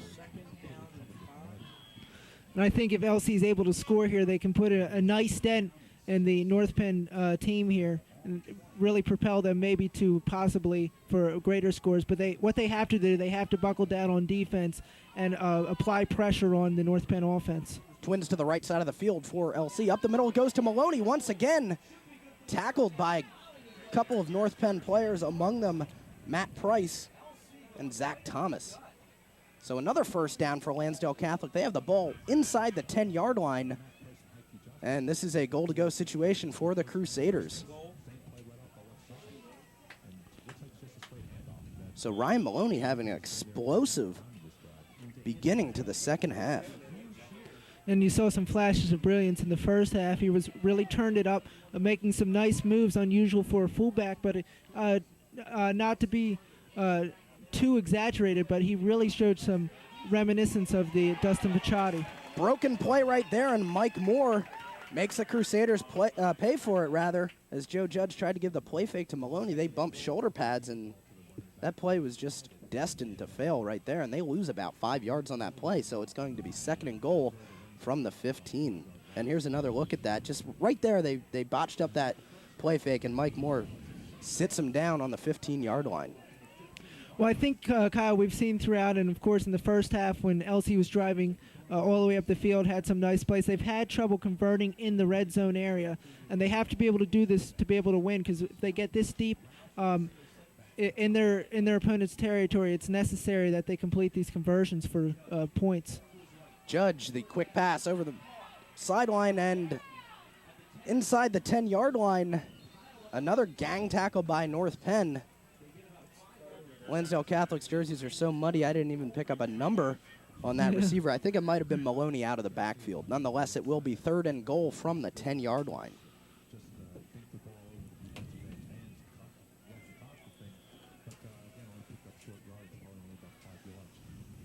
$7:20 to go in the third quarter, 14-0. North Penn holding on to their 2-touchdown lead. As you remember, the last several years it's been North Penn playing catch-up. Now it's Lansdale Catholic that is charged with that challenge. Yeah, and of course, North Penn, for the past 2 years, being able to squeak out 1-point wins. And in fact, the last time LC was able to win was back in 1988. So we'll see if they can change the story here, Kyle. Up it goes to Maloney. Actually, that might be Gaffney, and it was. He only picks up about 1 yard, a yard and a half. We'll see if LC goes for the field goal. They don't look like they're bringing on their kicker. Well, I think, Kyle, in a situation like this, it's risky to go for the touchdown conversion here when they have a chance. They're inside their 10-yard line, and they have a chance to kick the field goal and put a 3 points up on the board. Any points you can get now and anything you can salvage is important in this game because it's only the third quarter still. Well, you got to look for Lansdale Catholic to take a shot to the end zone here. They'll have trips out to the left. Tight end right, Maloney the single setback. Judge drops back. He's going to take a shot to the end zone. Tipped and incomplete. North Penn holds on defense, and they will take over from their own 10-yard line. And right now we're going to head down to Dan Keene on the far side of the field. What's up down there, Dan? I'm Dan Keene here live on the LC sidelines with some LC students and fans. You are? Andy Morrell. Jacqueline Bowe. Frankie Tarlecki. And what do you think of the way your team is? What do you think of the way your team is playing so far? I think we're playing really good. We're down by a little bit, but I think we got plenty of spirit to come back. And you saw the game last year. Do you think that LC could pull a similar play? Most definitely. Yeah. Go LC! All right, thank you. Back up to the press box. Thank you very much, Dan Keene. Clay Kucklick under center for the Knights. This will be their first offensive play of the second half, and it will go right up the gut. Mike Kapusta will gain about 4 or 5 yards on that play. And 2nd and 5 for North Penn. Ken, it really makes it easy on Coach Pettin and the rest of the North Penn offense when you pick up 4 or 5 yards on that first down play. Oh, absolutely. If you're able to get off to that good start on those plays, be able to pick up slow but sure conversions for the first downs and work your way up the field, especially with the fact that Coach Penn can rely on his fullback, Mike Capusta, who's been so consistent throughout this season. I think it takes a lot of the pressure off the coaching staff. Capusta lined up 3 yards deep, picks up the ball, and will run for another North Penn first down. 3-4 yards a carry. It almost looks like the CB West Bucks and Dustin Picciotti as they beat us last week with that. Same exact play. You see it. It's a great play to run because, you run that 3-4 times, and as CB West did against North Penn 3 weeks ago, you bust the play action, and you're going to beat Lansdale Catholic deep. So maybe North Penn might try to open it up here. They've gone with their tight formation, the big formation for the last couple plays. We'll see what they can do. Yeah, and Kyle, I think for the fact from both teams, CB West and North Penn, they were both able to exploit weaknesses in the defensive line, which was allowing them to pick up those sturdy yards and the slow first downs, but still plug up that field. Once again, Capusta up the middle. This time he goes nowhere and is driven backward by Scott Keating, the 270-pounder. But forward progress will give Capusta 2 yards as he picks himself up off the muddy turf of Crawford Stadium. North Penn did change up formations there, going back to the I, bring in High-Key Johnson to play behind Mike Capusta. High-Key yet to have a carry in the second half. They might give the ball to him in this situation with 2nd and 8. Backs remain in the I formation. Ray McKnight split out to the left. Kuklik will pitch to High-Key Johnson. Cutting outside and wrapped up and thrown down by Lansdale Catholic. Jill Gallagher down on the sidelines. Talk to us. What's going on? Hi, I'm down here with 2 of the North Penn alumni, Ryan and Lou. Now, why have you guys come to the game today? The Thanksgiving game's always big. It's fun to watch. Always a good game. We always beat LC. That's the best part. And there's always backyard football before it, so I really can't miss that. Yeah, it seems the rivalry just started back up a couple years ago. I've been coming, and my senior year we beat them by a point. Last year beat them by a point, so I figured it'd be an exciting game. I'm here to see my cousin Chris Hamill, 88. He's a beast, so it's nice to see him play his last game North Penn. Okay, there's the word from some North Penn alumni. Back to Kyle and Ken and Bill up in the press box. Thank you very much, Jill. And, of course, Ryan Casey, one of the legends of backyard football in the North Penn community. And Lou Mims, as he mentioned, a former North Penn running back. Big stop right there for Lansdale Catholic. Picking up the stop was Brian McGee-Skinner on High-Key Johnson, so North Penn will be forced to punt. Back deep to receive is Joe Kellogg, standing at his own 30-yard line. 3 minutes to go and counting in the third quarter. North Penn up by 14. Punt is away by Corson. Not a very good kick. It will take a hop at about the 48-yard line, but it does take a North Penn roll, and this one's going to go all the way down to the 35-yard line. Dan Keene down on the Lansdale Catholic sideline has some more people. Dan, take it away. I'm here live on the sidelines with several fans from LC who, despite the rain, still decided to come out and support their team. With me I have Amy Organsky, Kristen Hillenbrand, Liz Arshai, Katie Stabile. And what do you guys think of the support the fans are really showing for the team today? I think it's great spirit. We got the whole student body out here. And no rain's going to keep us away. Go LC! All right, live from the sidelines, Dan Keene, back up to the press box. Thank you, Dan. Twins right for the Crusaders. This one goes up the middle. Maloney struggling to get forward progress and barely gets any. He'll pick up about a half yard on that play with 2.5 to go here. Ken, you look for Lansdale Catholic maybe to open it up a little bit. I was a little bit surprised to see them go right up the middle like that. Oh, yeah. I think North Penn now is beginning to adapt not only to the rushing game, but they've been doing a very good job in the secondary, being able to hold the passing game at bay. And if they can continue to do this, LSU's going to run into a big roadblock, especially since they've had the opportunities to be able to score, and they haven't taken them. Judge will have 4 wide receivers in this formation. He will drop back, showing pass. Quick over the middle, but it is dropped by Tim Moyer. Tried to jump for that one. coverage on the play by Zach Thomas and Mike Moore to knock that one away. Clock stopped with 2:02, and now the Crusaders faced with a very tough 3rd and 10 from their own 35. And what LC has to do is basically stick to the passing game here. They've had some success on inside routes, running the quick ins, and if they can confuse especially with Zach Thomas, he's a bit young and inexperienced, filling in for his brother. Try to maybe put Kellogg on that weak side there and get him with the quick in, and I think you could have some success here for a first down pickup. Of course, any speed that the players bring to the field today is pretty much neutralized by these field conditions. It seems every year North Penn and Lansdale Catholic play, they're horrible. Judge is going to run for the first down. Oh my, he gets flipped upside down by Steve Francis. We'll see where they mark it. I think he's about 3 yards short, but an incredible athletic play by Joe Judge. I remember Mike DeMartelier doing that about 2 years ago for Lansdale Catholic, but the high-flying quarterback cannot pick up the first down. Here's a look at this hit, and oh my, landing on his head. Good job down the truck to stop it right on that point. It's 4th and 1 for the Crusaders, and they will be going for it appears. And Kyle, I don't think that's as bad as the fact when the Abington player ran right into the goalpost. Crowd making some noise on the North Penn side. Up the middle it goes, Maloney. Oh my, he bowls over Zach Thomas, and he'll pick up 5 yards and a Lansdale Catholic first down. Big pickup right there for LC. A very crucial 4th down conversion if they don't get that. Yeah, and I think it's wise for Coach Algio just to rely on his fullback Maloney, who's done a great job at being able to pick up the short yardage plays and the first downs, and that time you just saw the power bulldoze right over that defensive line. First half, Ryan Maloney only had 3 carries for 21 yards.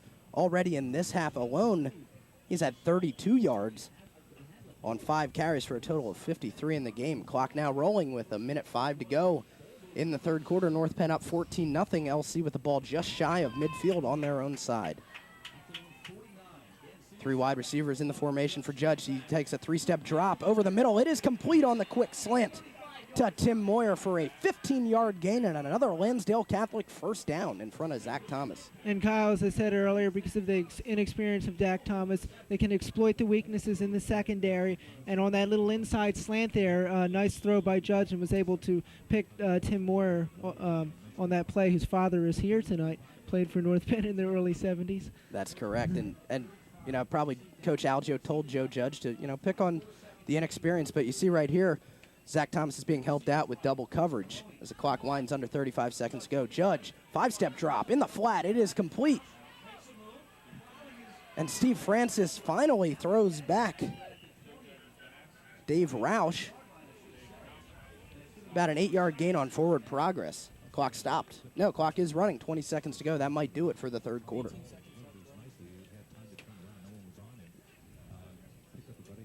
And Kyle, from experience from playing football in 9th grade, of course, these turf conditions can be really tough because of the fact not only that you're slipping all over the place, but also because, it's cold and moist, so you can have some injuries, possibly knee injuries in this ground. Well, that is the end of the 3rd quarter, and that is the end of my stint here in the press box. Thank you very much, Ken, for having me. Thank you to North Penn Television for giving me the chance to come back and call a quarter. It's been a pleasure, and everybody out there, have a happy Thanksgiving. We'll be back after this with the 4th quarter.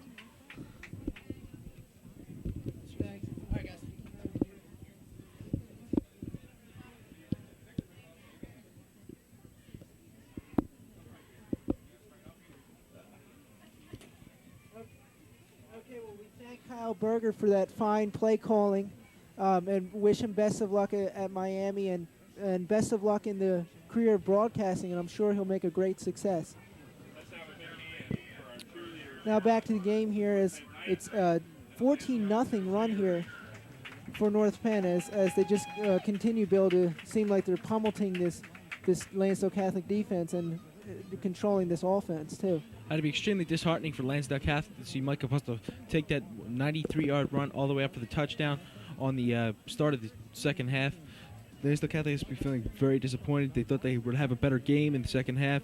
They've been unable to put up any kind of offensive production so far. North Penn defense has been great, holding them, limiting their yards, and see what they can do on this set of downs.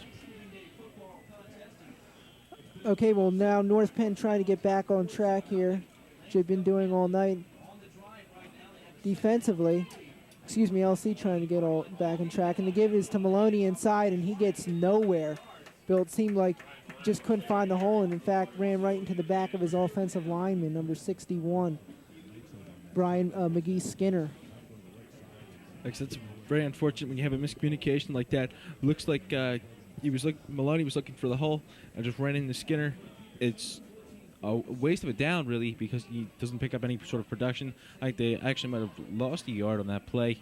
North Penn defense actually holding a great stand so far, limiting LC. The passing game has been a problem for North Penn. Zach Thomas having a little trouble adjusting, trying to take over his brother's position. Well, now with single back formation, Judge goes right inside to the quick slant in and gets it right inside to Timmy Moore on that play. And luckily he's wrapped up by Zach Thomas, who's had trouble covering the passing lane so far. But, I mean, Zach Thomas with a lot of talent, but the experience comes in handy that his brother has, too. You saw Lansdale Catholic taking advantage, of course, of the hole that Aaron Thomas is left with a knee injury and picking apart the North Penn defense. The running game has been inconsistent so far this half, so they're relying on the passing game, and the passing game has worked extremely well. So now this time Judge again back to pass and just kind of flicks it, and Mike Landis is right there to pick it off, and he's going right up the sideline and cuts it inside. A huge pickoff for a return. Gets all the way out to the LC 47-yard line. Bill, you just saw there Judge relying on his arm strength, but Mike Landis was right there to pick it off and just turned it right up, ran all the way down the sideline into LC territory. Joe Judge just didn't have enough power on that. He had a receiver wide open behind Landis. Landis came in. Here we see again. See Judge back, relying on his arm. Picked off right there by Landis. Landis with a wide open lane on the side, able to pick up a good 40 yards on that run. Just good defensive coverage. You're talking about North Penn making their stands, and then you saw another one with a great interception by Mike Landis.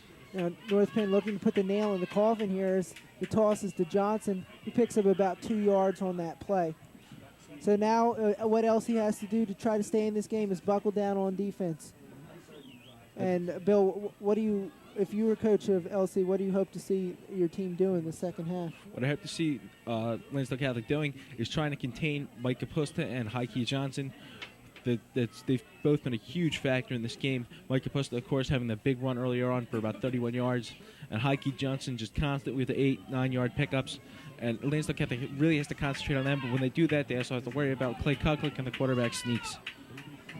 So now I formation for North Penn with the strong toss to Heike Johnson, who turns it outside, and breaks loose, and he's going all the way, and that's going to be a touchdown. No problem there for Heike Johnson, and that looks like it's going to be the nail in the coffin here for North Penn, as just Heike Johnson turning it up, LC unable to tackle him, of course, and waltzes right into the end zone. We saw great blocking by North Penn line. Came up, gave Ike Johnson a great lane to run to, and a wide open field into the end zone. Beautiful play, well orchestrated by North Penn. It gives them the 20-0 lead. This is kind of starting to resemble last week's game, North Penn against CB West, except North Penn's turn to dominate. So now North Penn with the 20-0 advantage. Things starting to look a little bleak here for LC.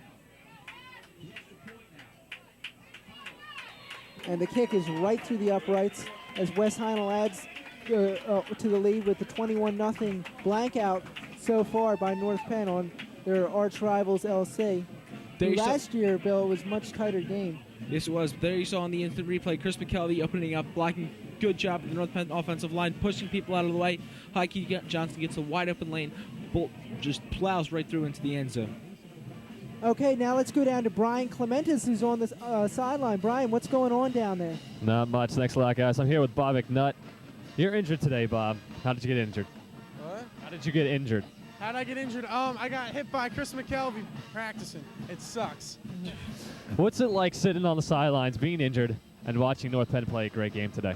It's really nice to watch from the sidelines and being able to not worry about having to run in or any of that stuff. It's really neat to watch the game from the sidelines, not being in the stands. It's fun. How was the team emotionally during the week during practice?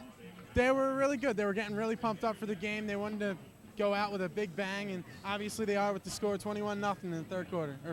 It's great. All right, thanks a lot. Back up to you guys. All right, well, thanks a lot, Brian. Everyone's excited about this game, even the players that are sidelined, noticeably Aaron Thomas, Doug Servey. On this kickoff, I wouldn't be surprised to see some excitement out of Lansdale Catholic. Maybe a big run. I'm getting this kind of energy from Lansdale Catholic.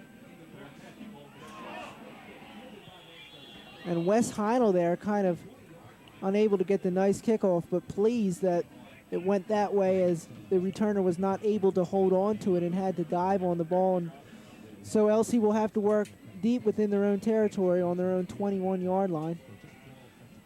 Lansdale Catholic's going to look to try and turn up the juice here, try and get some points on the board, probably try and prevent the touchdown, and if at all possible, maybe make an astonishing comeback. So now we see LC going from the single back formation. What LC really has to worry about is North Penn's spectacular defense, who've held them to the shutout so far this game. You saw it last time, Mike Landis on the pickoff.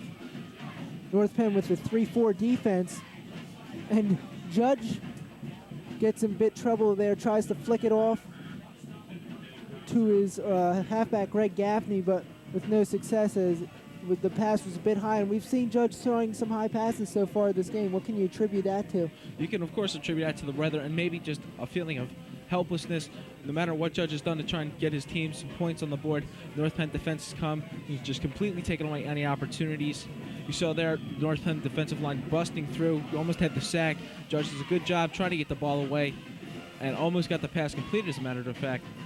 The band getting worked up here as LC comes out in a 2nd 10 situation. The pass is complete across the middle to number 13, in fact. Joe Kellogg, of course, who's been the big receiver throughout the season for the Crusaders. Joe Kellogg. So taking advantage, Bill, of that inside slant routes. That's Lansdale Catholic has been using the passing game almost perfectly. They're getting a wide open man, using him very well for the big first down situations.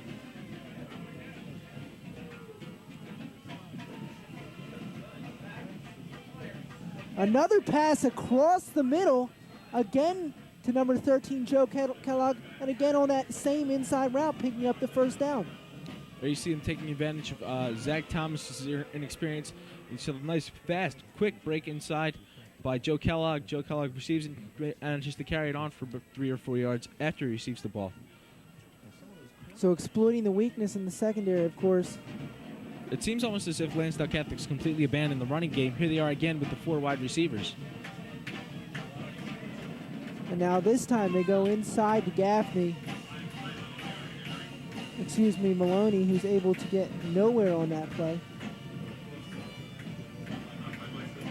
So Maloney, maybe a yard or two, Bill. Yeah, you saw Maloney and Gaffney early on in the game having big runs, doing a really good job offensively rushing. But so far the second half, they've had no chance to make anything productive. So I think Lansdale Catholic's going to try and rely on the passing game for the rest of the game. So Judge, who's 11 for 21 for 143 yards so far, is nailed by number 33, Mike Moore, who comes in like a freight train and juices him for the sack, a loss of 4 yards. So now let's go down to Brian Clementes with some up-to-date information on this game. Brian. All right, thanks a lot, guys. I got some North Penn cheerleaders with me right now. They're both seniors. What's your name? Kristen Zazula. Lindsay Simpson. All right, how do you girls get the crowd pumped up on such a nasty day like today? Well, we try to use our energy to make the crowd really involved. Simple, keep it simple. The more simple the cheers are, the crowd can join in. If they see us that we're energetic, then they will be too. Yeah, nice! All right, this is your last game. You guys kind of bummed out about it? We're sad, but it's going good, so that's a good way to end the season. Our season goes for 3 more months, but this is sad that it's our last football game, and it's not very good weather, but we're still having fun. Where are you planning to attend school next year? Oh, I have no idea. I got accepted to Penn State so far, and that's all I know right now. Undecided. Undecided. All right, thanks a lot, girls. Have fun. Keep cheering. That's it. Back up to you guys. All right, well, thanks, Brian. On that last play, Judge being immediately sacked, it looked like he slipped. So LC was forced to punt it off, and Looks like Mike Moore with the second sack of the game. Mike Moore is showing why he is the defensive captain. He's not the biggest of people, not the fastest of people, but the energy and the aggressiveness has really carried the North Penn defense so far this game and so far in the entire season. North Penn's defense has been a huge factor against any opponent they played. Last week against CBUS, they held Justin Picciotti to only 72 yards, which many teams seem would be an impossibility.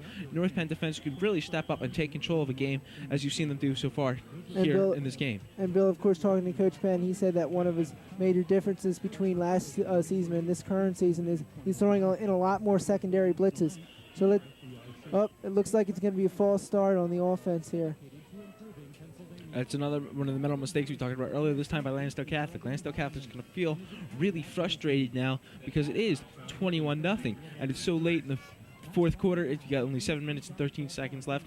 That LC's going to start making those mental mistakes, start giving North Penn the advantage, and this was really going to change the game. Lansdale Catholic, I thought for a little while, would have the chance to come and make the comeback, and it seems like they're throwing that away.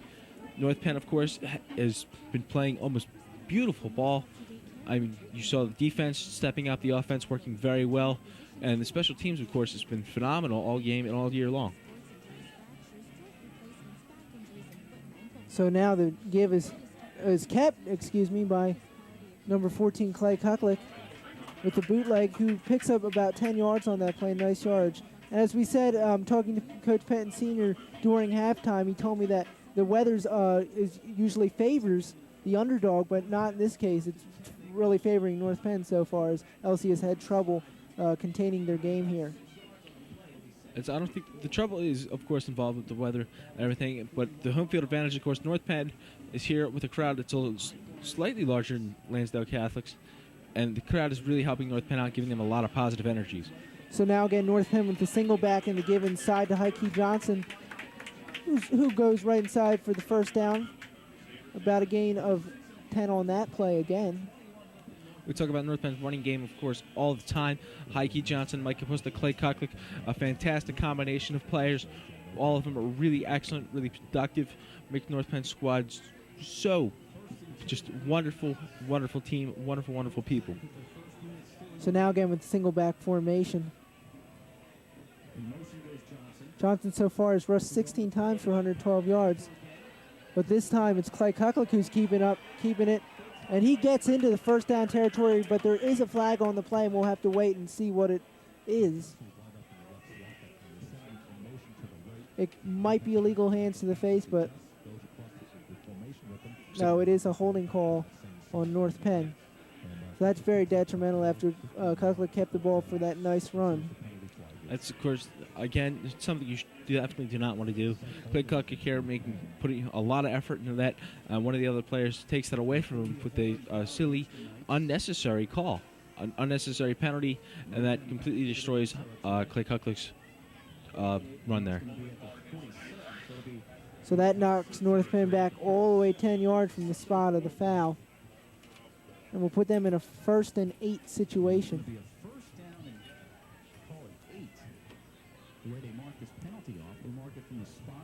Here you see the two backs North Penn favors, or the 3 backs, I'm sorry, and you want to see probably a handoff to Heike Johnson, see what he can do on this play. North Penn going with that particular 3-back formation all night, and this time again they give it on the toss to Heike Johnson, who spins his way, and it looks like he has picked up the first down. It's so great to have a consistent player like Heike Johnson, who we wish the best of luck to when he goes off to Virginia. Did you see there him with the extra effort there? It looks like he was about to be brought down. Still pushes for yards, spinning, able to pick up the first down. Excellent play by Heike Johnson to recover from that last penalty. Of course, Heike Johnson's such a versatile player in the backfield. And he turns it up that time, spinning his way for the needed 1 yard for that first down. Now they have split backs, and the give again is to Johnson, who's wrapped up after a gain of about 2 yards on that play. Here you see North Penn using Heike Johnson twice. And usually when they use Heike Johnson twice in a row, then they go to Mike Capusta or Clay Kucklick and just throw things around a little bit.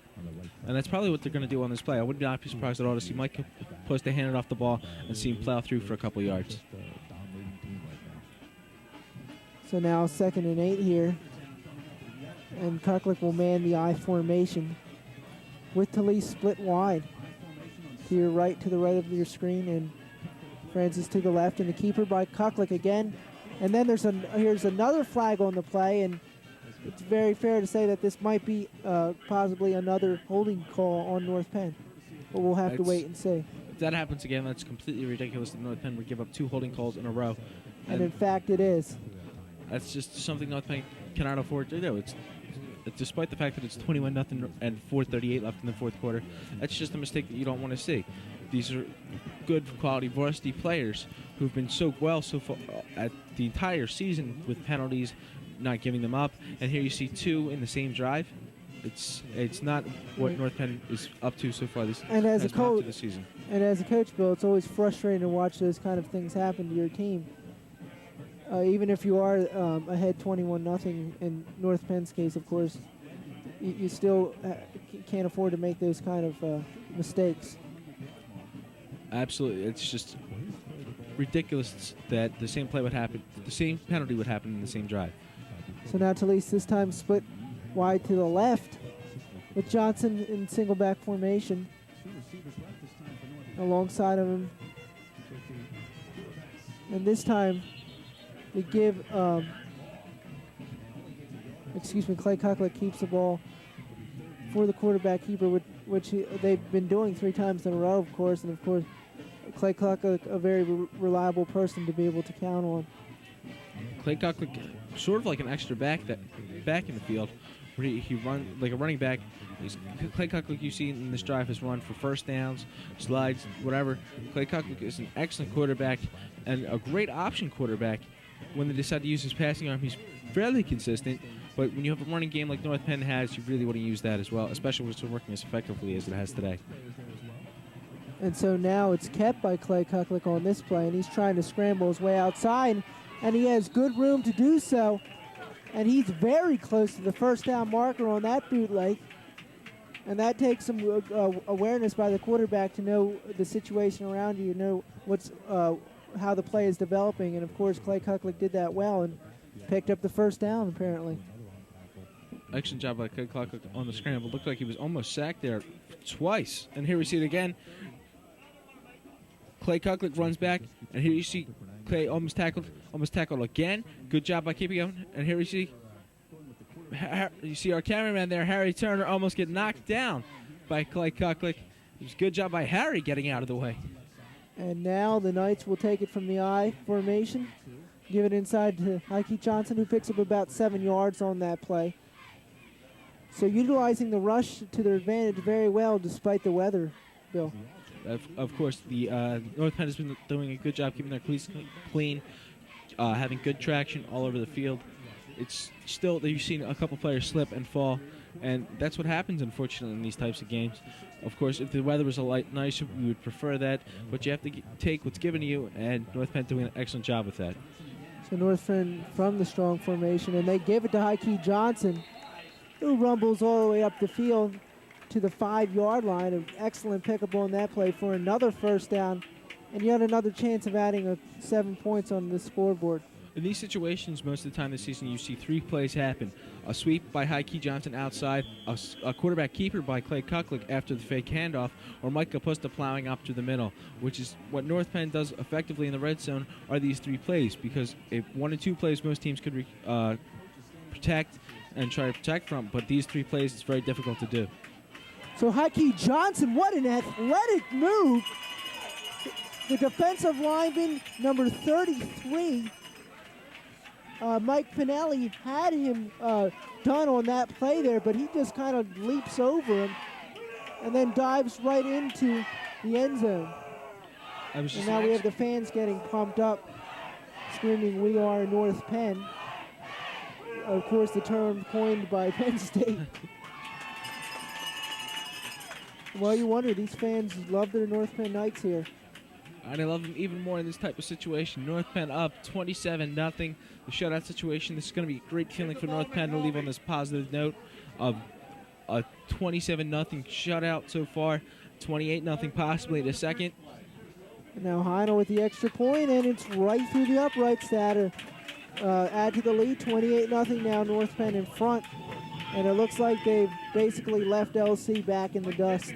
There's a minute 59 seconds left in the game. Lansdale Catholic is almost impossible for them to come back.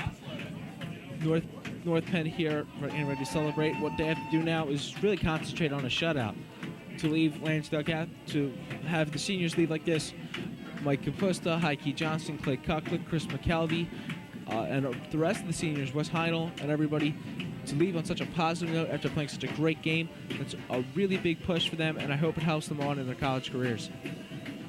And now with 1:59, Bill, the LC Crusaders will have a chance to at least add a respectable touchdown on to the scoreboard here. North Penn kicking off. We talk about all the players that North Penn is losing, but North Penn has a great set of people to come and replace those players. Francis Mahan, Janusz Wojda, Mike Yeager, and others are here just ready to step up and take the place of the players that North Penn is losing this season, and they should do a great job next season. Bill, absolutely. You can't count out these reserves, these underclassmen here. I think they'll really step it up nicely here for North Penn and add some young talent. Hopefully, throughout these years, we'll see North Penn really build up their team strong and apply maybe the chance to win a state championship. That's definitely a possibility with the great coaching of Mike Pettin Jr. and the talent at North Penn's fingertips. It should be a really interesting season next year, and it should carry them into the playoffs and hopefully maybe into the championships. Now Wes Heinel set to kick off.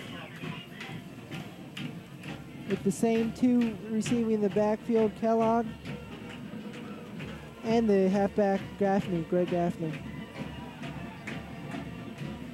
North Penn set to kick off what might be the final kickoff of the 1999 season here for these Knights. And it's not a bad kick for these weather conditions. It's going to be received around the 9-yard line by Kellogg, who breaks it out to the sideline, and he's still going. And he's still in bounds, and Russell's all the way up to North Penn's 35-yard line. So a great pickup. Bill, nice wall setup by the return unit for LC. That's exactly what happened when North Penn returned the ball for the kick. You saw LC defenders come up, step up to North Penn players, get them out of the way, and give Joe Kellogg a chance to run up the ball. You saw Wes Heinel actually had to come over and slow him down enough for one of the other North Penn players to come in and tackle him and bring him down. So LC in good position here to add some points onto the board and make it a somewhat respectable game. Of course, LC has been playing very respectable throughout this game, holding North Penn to actually what is a low 28 points. I mean, North Penn has really been dominating over most of its teams in this division. What the score is right now, the 28-0 score does not represent how well Lansdale Catholic's played. Lansdale Catholic's passing game has been outstanding. You saw some errors, mostly during the weather, but you see Joe Judge doing an excellent job carrying his team and just leading them into this to play a tough opponent like North Penn. North Penn already tally 65 yards on 7 of the calls against them.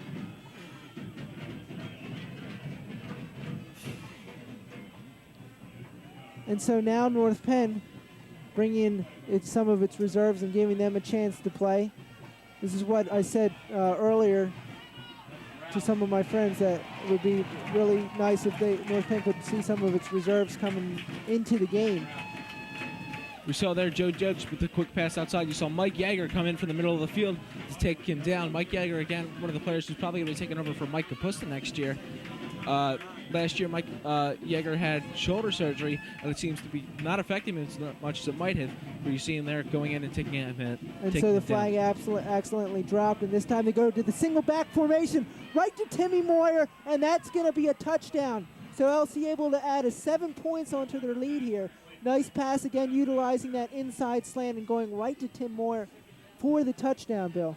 Good job by Tim Moyer. It looked at it like the ball was almost intercepted by North Penn, but Tim Moyer kept his head, saw the ball fly over, got the reception, moved up right to the middle, right between North Penn defense, and gets the touchdown, makes it 28-6.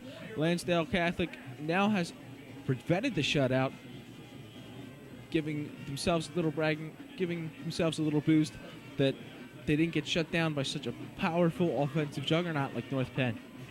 And now they will go for 2. Anchored in split backs here. So Judge with a little flare pass, and, well, it's good. 2-point conversion good to add a 28-8 score onto this board. And I don't think, Bill, Coach Pettin's initiative here was to shut out these Lansdale Catholic Crusaders, but I think he just wanted a good game, and I think he wanted to be able to work up the score so he could give some of his reserves a chance to see some playing time in this final game, what for some of them will be the final game. Of course, he wasn't trying for the shutout. He was trying for the win. That's what he's achieved. But the shutout would have been an added bonus. Not something he's really giving up. Or it doesn't affect the game that much. But he gets his reserves a chance to play. And most of his seniors have had a great game. You saw Heike Johnson, of course, with over the 100-yard game. Mike Capusta and Clay Cocklick having excellent games as well. Chris McKelvey doing a great job on defense. And Mike Moore, of course, with 2 sacks, 2 drives to go. Just the senior captain comes in here and plays like an animal. It's incredible to see North Penn play. It's very uplifting. And here you see Mike Landis back to take the kick. Number 19. And so North Penn's band rocking the joint here, really turning up the music. Number 19. With 1:17 left in this fourth quarter. Number 19, Kevin Keating, kicks. Now with the onside kick, but it's not going to be able to go 10 yards, and it's going to be an illegal procedure on the Crusaders, which again will put North Penn in some fine field position. I think basically, Bill, what you're going to see here most likely will be just a downing of the ball here. Run the clock out, preserve the win, 28-8. There's no need to add any extra points on. No, there's not. You're probably going to see if they don't down the ball, just give it to Mike Capusta or Heike Johnson, have them run the ball a little bit, waste some time, run the clock down. We only have 1:17 left in the game. There's no chance for Lansdale Catholic to come back. The first half, it really seemed close statistically. First downs in the first half, North Penn had 8 and LC had 7. I mean, although North Penn had 153 rushing yards compared to LC's 87, LC dominated passing-wise with 53 passing yards compared to North Penn's only 20 on that little halfback toss to Heike Johnson. You know the old saying about whoever can trust the second half usually wins the game. That's what you've seen today. North Penn completely dominating the second half over Lansdale Catholic. Only giving Lansdale Catholic 1 touchdown on so many opportunities that LC had. So Mike Landis come in there. Mike Landis having an outstanding second half with the run back for the touchdown and then the interception to keep Lansdale Catholic out of the end zone momentarily. But see North Penn being talked to. The coach is just giving them a little boost, telling the reserves to come in there and just have some fun with the closing seconds of the game. So the band getting a little crazy here as they play their last football game for the seniors, at least, of the 99 season here. It looks like we have Joe Talese in a quarterback. And now they're going here with the strong formation. Talese anchoring it. Of course, he was starting quarterback last year and filled in nicely when Clay Kucklick was injured, pulling off some good wins for North Penn. And this time it's going to be another false start against the Knights, and we'll knock them back 5 yards. But I think it's safe to say that, Bill, that it's not too detrimental at this time right now with North Penn leading 28-8. No, I severely doubt it. It's just a little excitement call. This is after the reserves. We're not expecting to come in and play this game. Here they are. And I think they're going to do rather well for the closing minute of the game. You see Steve Francis is in at the backs, as well as so now the give Mike is Schober. To number 45, Steve Francis. Excuse me, it is to Mike Capusta, number 43.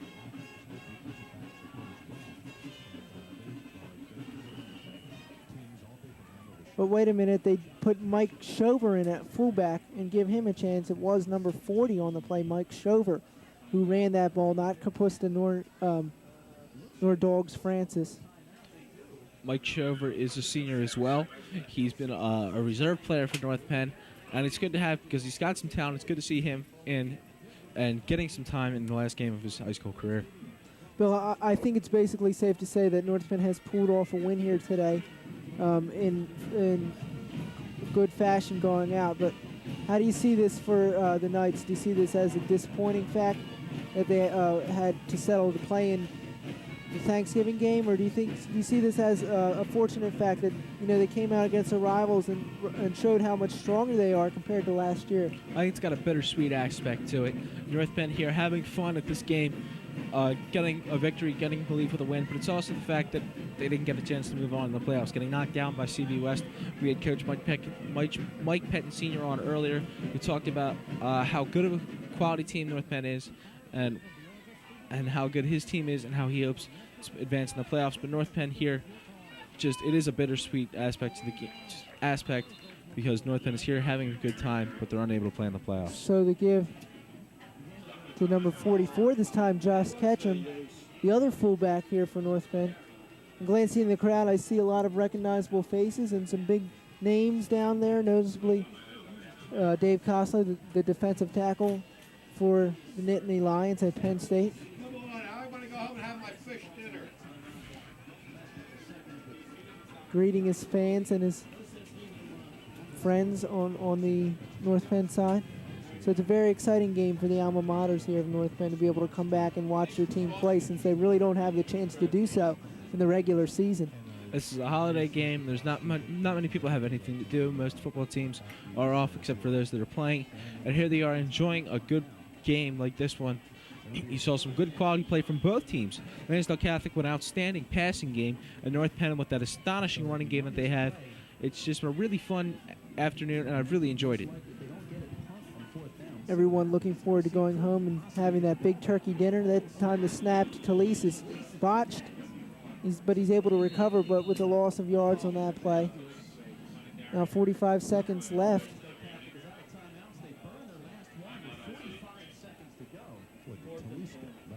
Here you see just most of the reserves just getting some time. Coach Mike Pettin leaving his starters out, not risking them getting injured, and maybe risking their college careers, and maybe something past that. So now here, 4th and 9 situation. See what Coach Pettin does. Mainly all his reserves in now.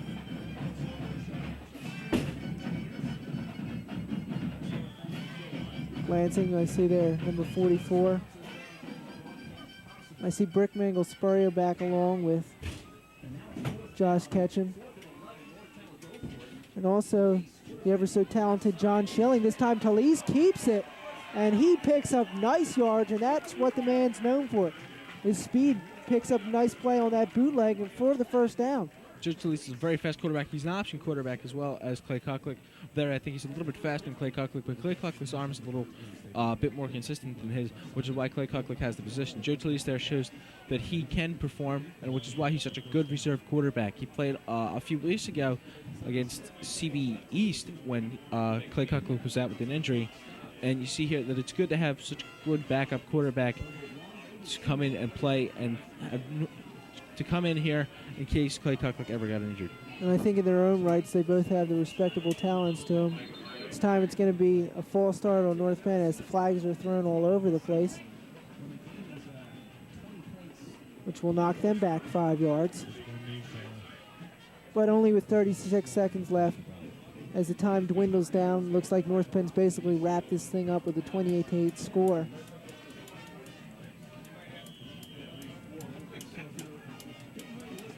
Wouldn't be surprised to see North Penn just kneel the ball, or maybe they'll just give the reserves a chance to play a little bit, have them run the ball around, have a little fun with the game.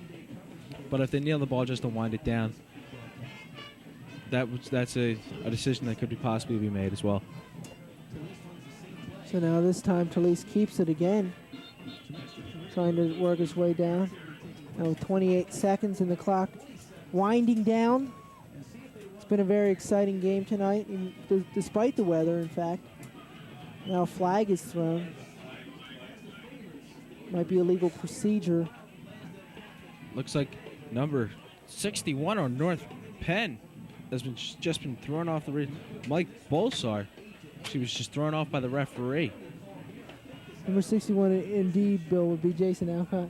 Oh, I'm sorry. I was looking at the wrong team. Number 61, Jason Alcott. Well, that's quite okay because I've done the same thing a number of times throughout the season. Now North Penn will throw him way back. all the way back to LC's 48-yard line. As the clock winds down, 13 seconds left. Disappointing loss again for LC, who just doesn't seem to be able to pull out wins, and last year they lost, unfortunately, to North Penn in the final seconds. Clock ticks down, and that's the end of the game. North Penn pulls off a win, 28-8. And Bill, we saw throughout this game a domination and control of North Penn of the offense, and also some striking of their own offense, and proving quickly as they turn things up in the second half, adding 3 scores onto the board. That's an excellent job of North Penn. North Penn is, after all, an excellent team, spectacular team, a team that I've thoroughly enjoyed watching this year and thoroughly enjoyed reporting on. You saw Mike Landis with an excellent game. Aaron Thomas, unfortunately, could not be here for the last game of the high school career. Mike Kapusta, Heike Johnson both had stellar games. Clay Kucklick rushing very well. Everybody just doing a fantastic job. And Bill, I mean, this has to be upsetting to the players, though. Despite the pulling off a win, this is their last game. They've been here since the start. The seniors have been here since the start of Coach Penton's career here at North Penn High School as the head coach. Now they're leaving, and most likely they won't be playing with each other. All right, well, let's take a quick break. We'll come back and wrap things up with a few interviews and a few statistics, but stay tuned as we finish things up with NPTV's post-game report of Thanksgiving 1999.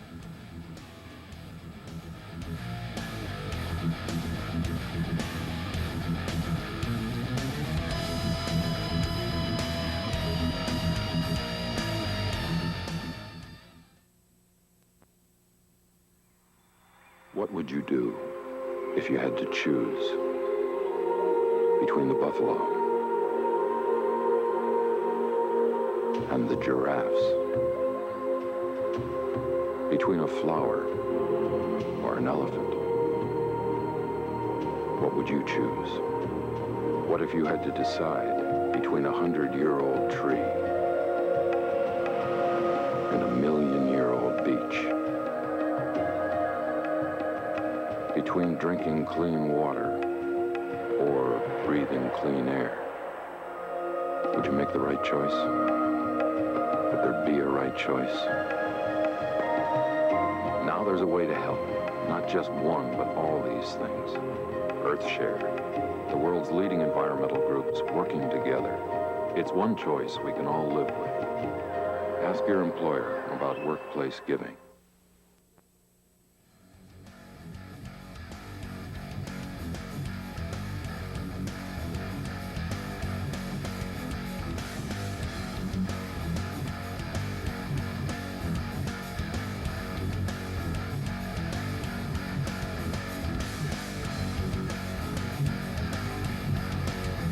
Okay, and welcome back here to war-torn Crawford Stadium. We're on this dank Thanksgiving game. North Penn pulled off a win 28-8 against these LC Crusaders, and Coach Penn just finishing up his talk with these seniors who he loves so dearly. And Bill, of course, this has to be disappointing for North Penn. In fact, that this is their last game, and as any team would, they would have loved to go on throughout these playoffs. Any team would have loved to continue and possibly get the state championship. That would have been a great positive note, but this is also a fantastic positive note to leave on a victory, especially in this Thanksgiving game. Well, anyhow, any way you look at it, this was a great game for both teams and a great rivalry. So now let's go down to Dan Keene, who's on the sidelines with Coach Algio, of course, the head coach for LC. Dan, take it away. Hi, I'm Dan Keene here on the sidelines with Coach Algio of the LC team. Sir, how do you think you played today?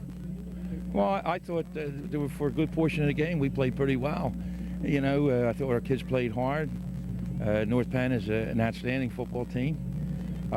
We moved the ball. We just felt that we did some things today that we had done right from the beginning of the season. That was move the ball, get into scoring position, and not be able to score. And that's been very frustrating for us. Did you concentrate more on the passing game more than usual? Because you played a great passing game today. Well, we try to establish a balance between the pass and the run. Sometimes the way teams defend you give you one thing more than the other, so whatever they're going to give you, you're going to try and take. But no, it was pretty typical for us. I'd like to wish you a happy Thanksgiving and good luck next year. Well, thank you. We'll just get back to work after the holiday season is over and start getting ready for next year. Thank you. All right, live from the sidelines, Dan Keene, back to the press box. Okay, well, thanks a lot, Dan, for that.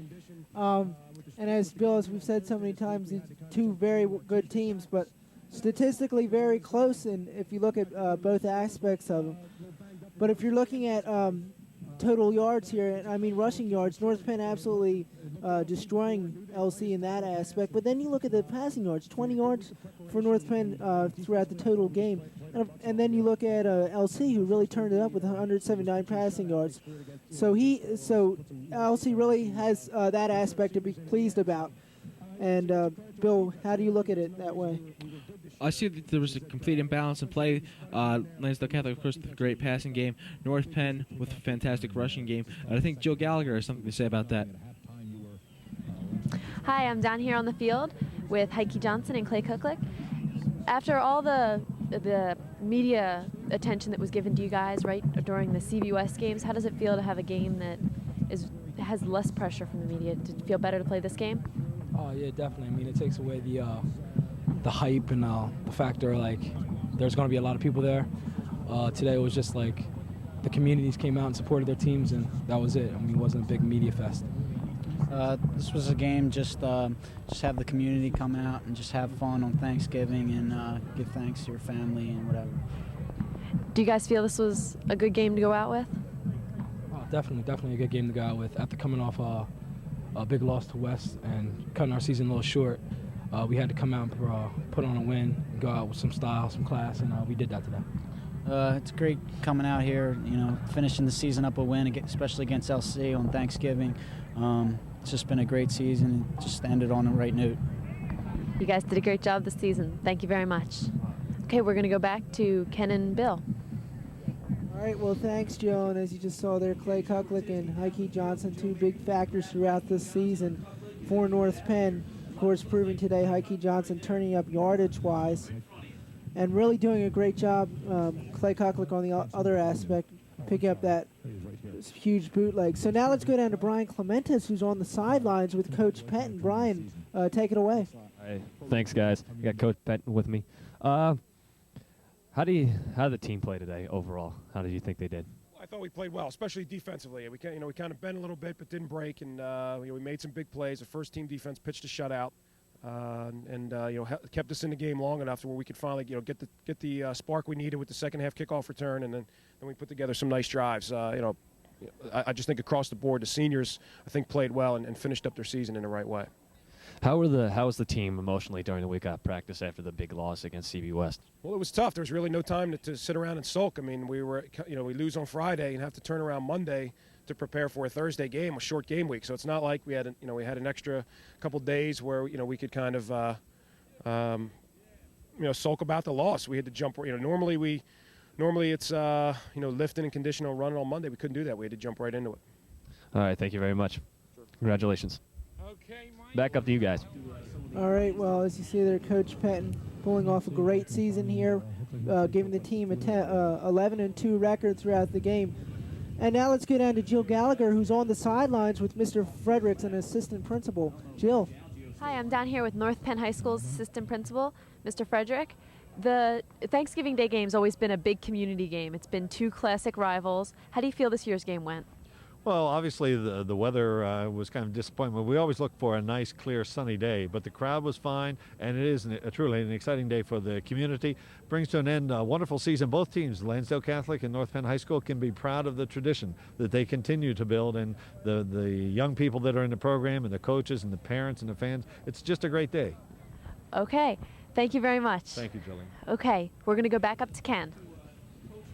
Okay, well, Jill, and as Mr. Frederick said about the weather, in fact, both teams handling it very well, only 2 turnovers for each team throughout the game. Bill, what does that show you control-wise for the teams? It shows that North Penn and Lansdale Catholic both took advantage of this home field feeling about them. Lansdale Catholic, of course, plays here as well as North Penn, and they were able to take control, not let the weather affect them too much, and able to keep the turnovers to a limit. You saw a lot of fumbles, but not too many turnovers. The only other turnover I saw was Mike Landis on the interception, and that was probably just because the ball was a little slick and Judge was unable to hold on to it. All right, well, looking at this game and looking at the fan factor here, I mean, what really is the important aspect of this game fan-wise? Why is this game so great to have here for North Penn? A lot of North Penn students are friends with a lot of Lansdale Catholic students, and it gives them a bragging right, a little bit to joke and tease about. As we talked earlier about Tim Moyer and his father, joking and kidding about Tim, of course, plays for Lansdale Catholic, and his father, Terry, is a North Penn alumni and played during the 70s. That's just it's a positive game. It's a good feeling to have. It's not, as we've talked about earlier, the media hype and all the other stuff from the West game, the Norristown game. This is just a good, fun game to go to and a good, fun game to play in. Okay, well, we're going to take it down to Brian Clementes, who's on the sidelines with Mike Landis. Brian, take it away. All right, thanks, guys. Mike, happened last game that you had a concussion. How did you recover from that? Just try to come out here, think well, have no blown coverages, and just come out and play football, do my job.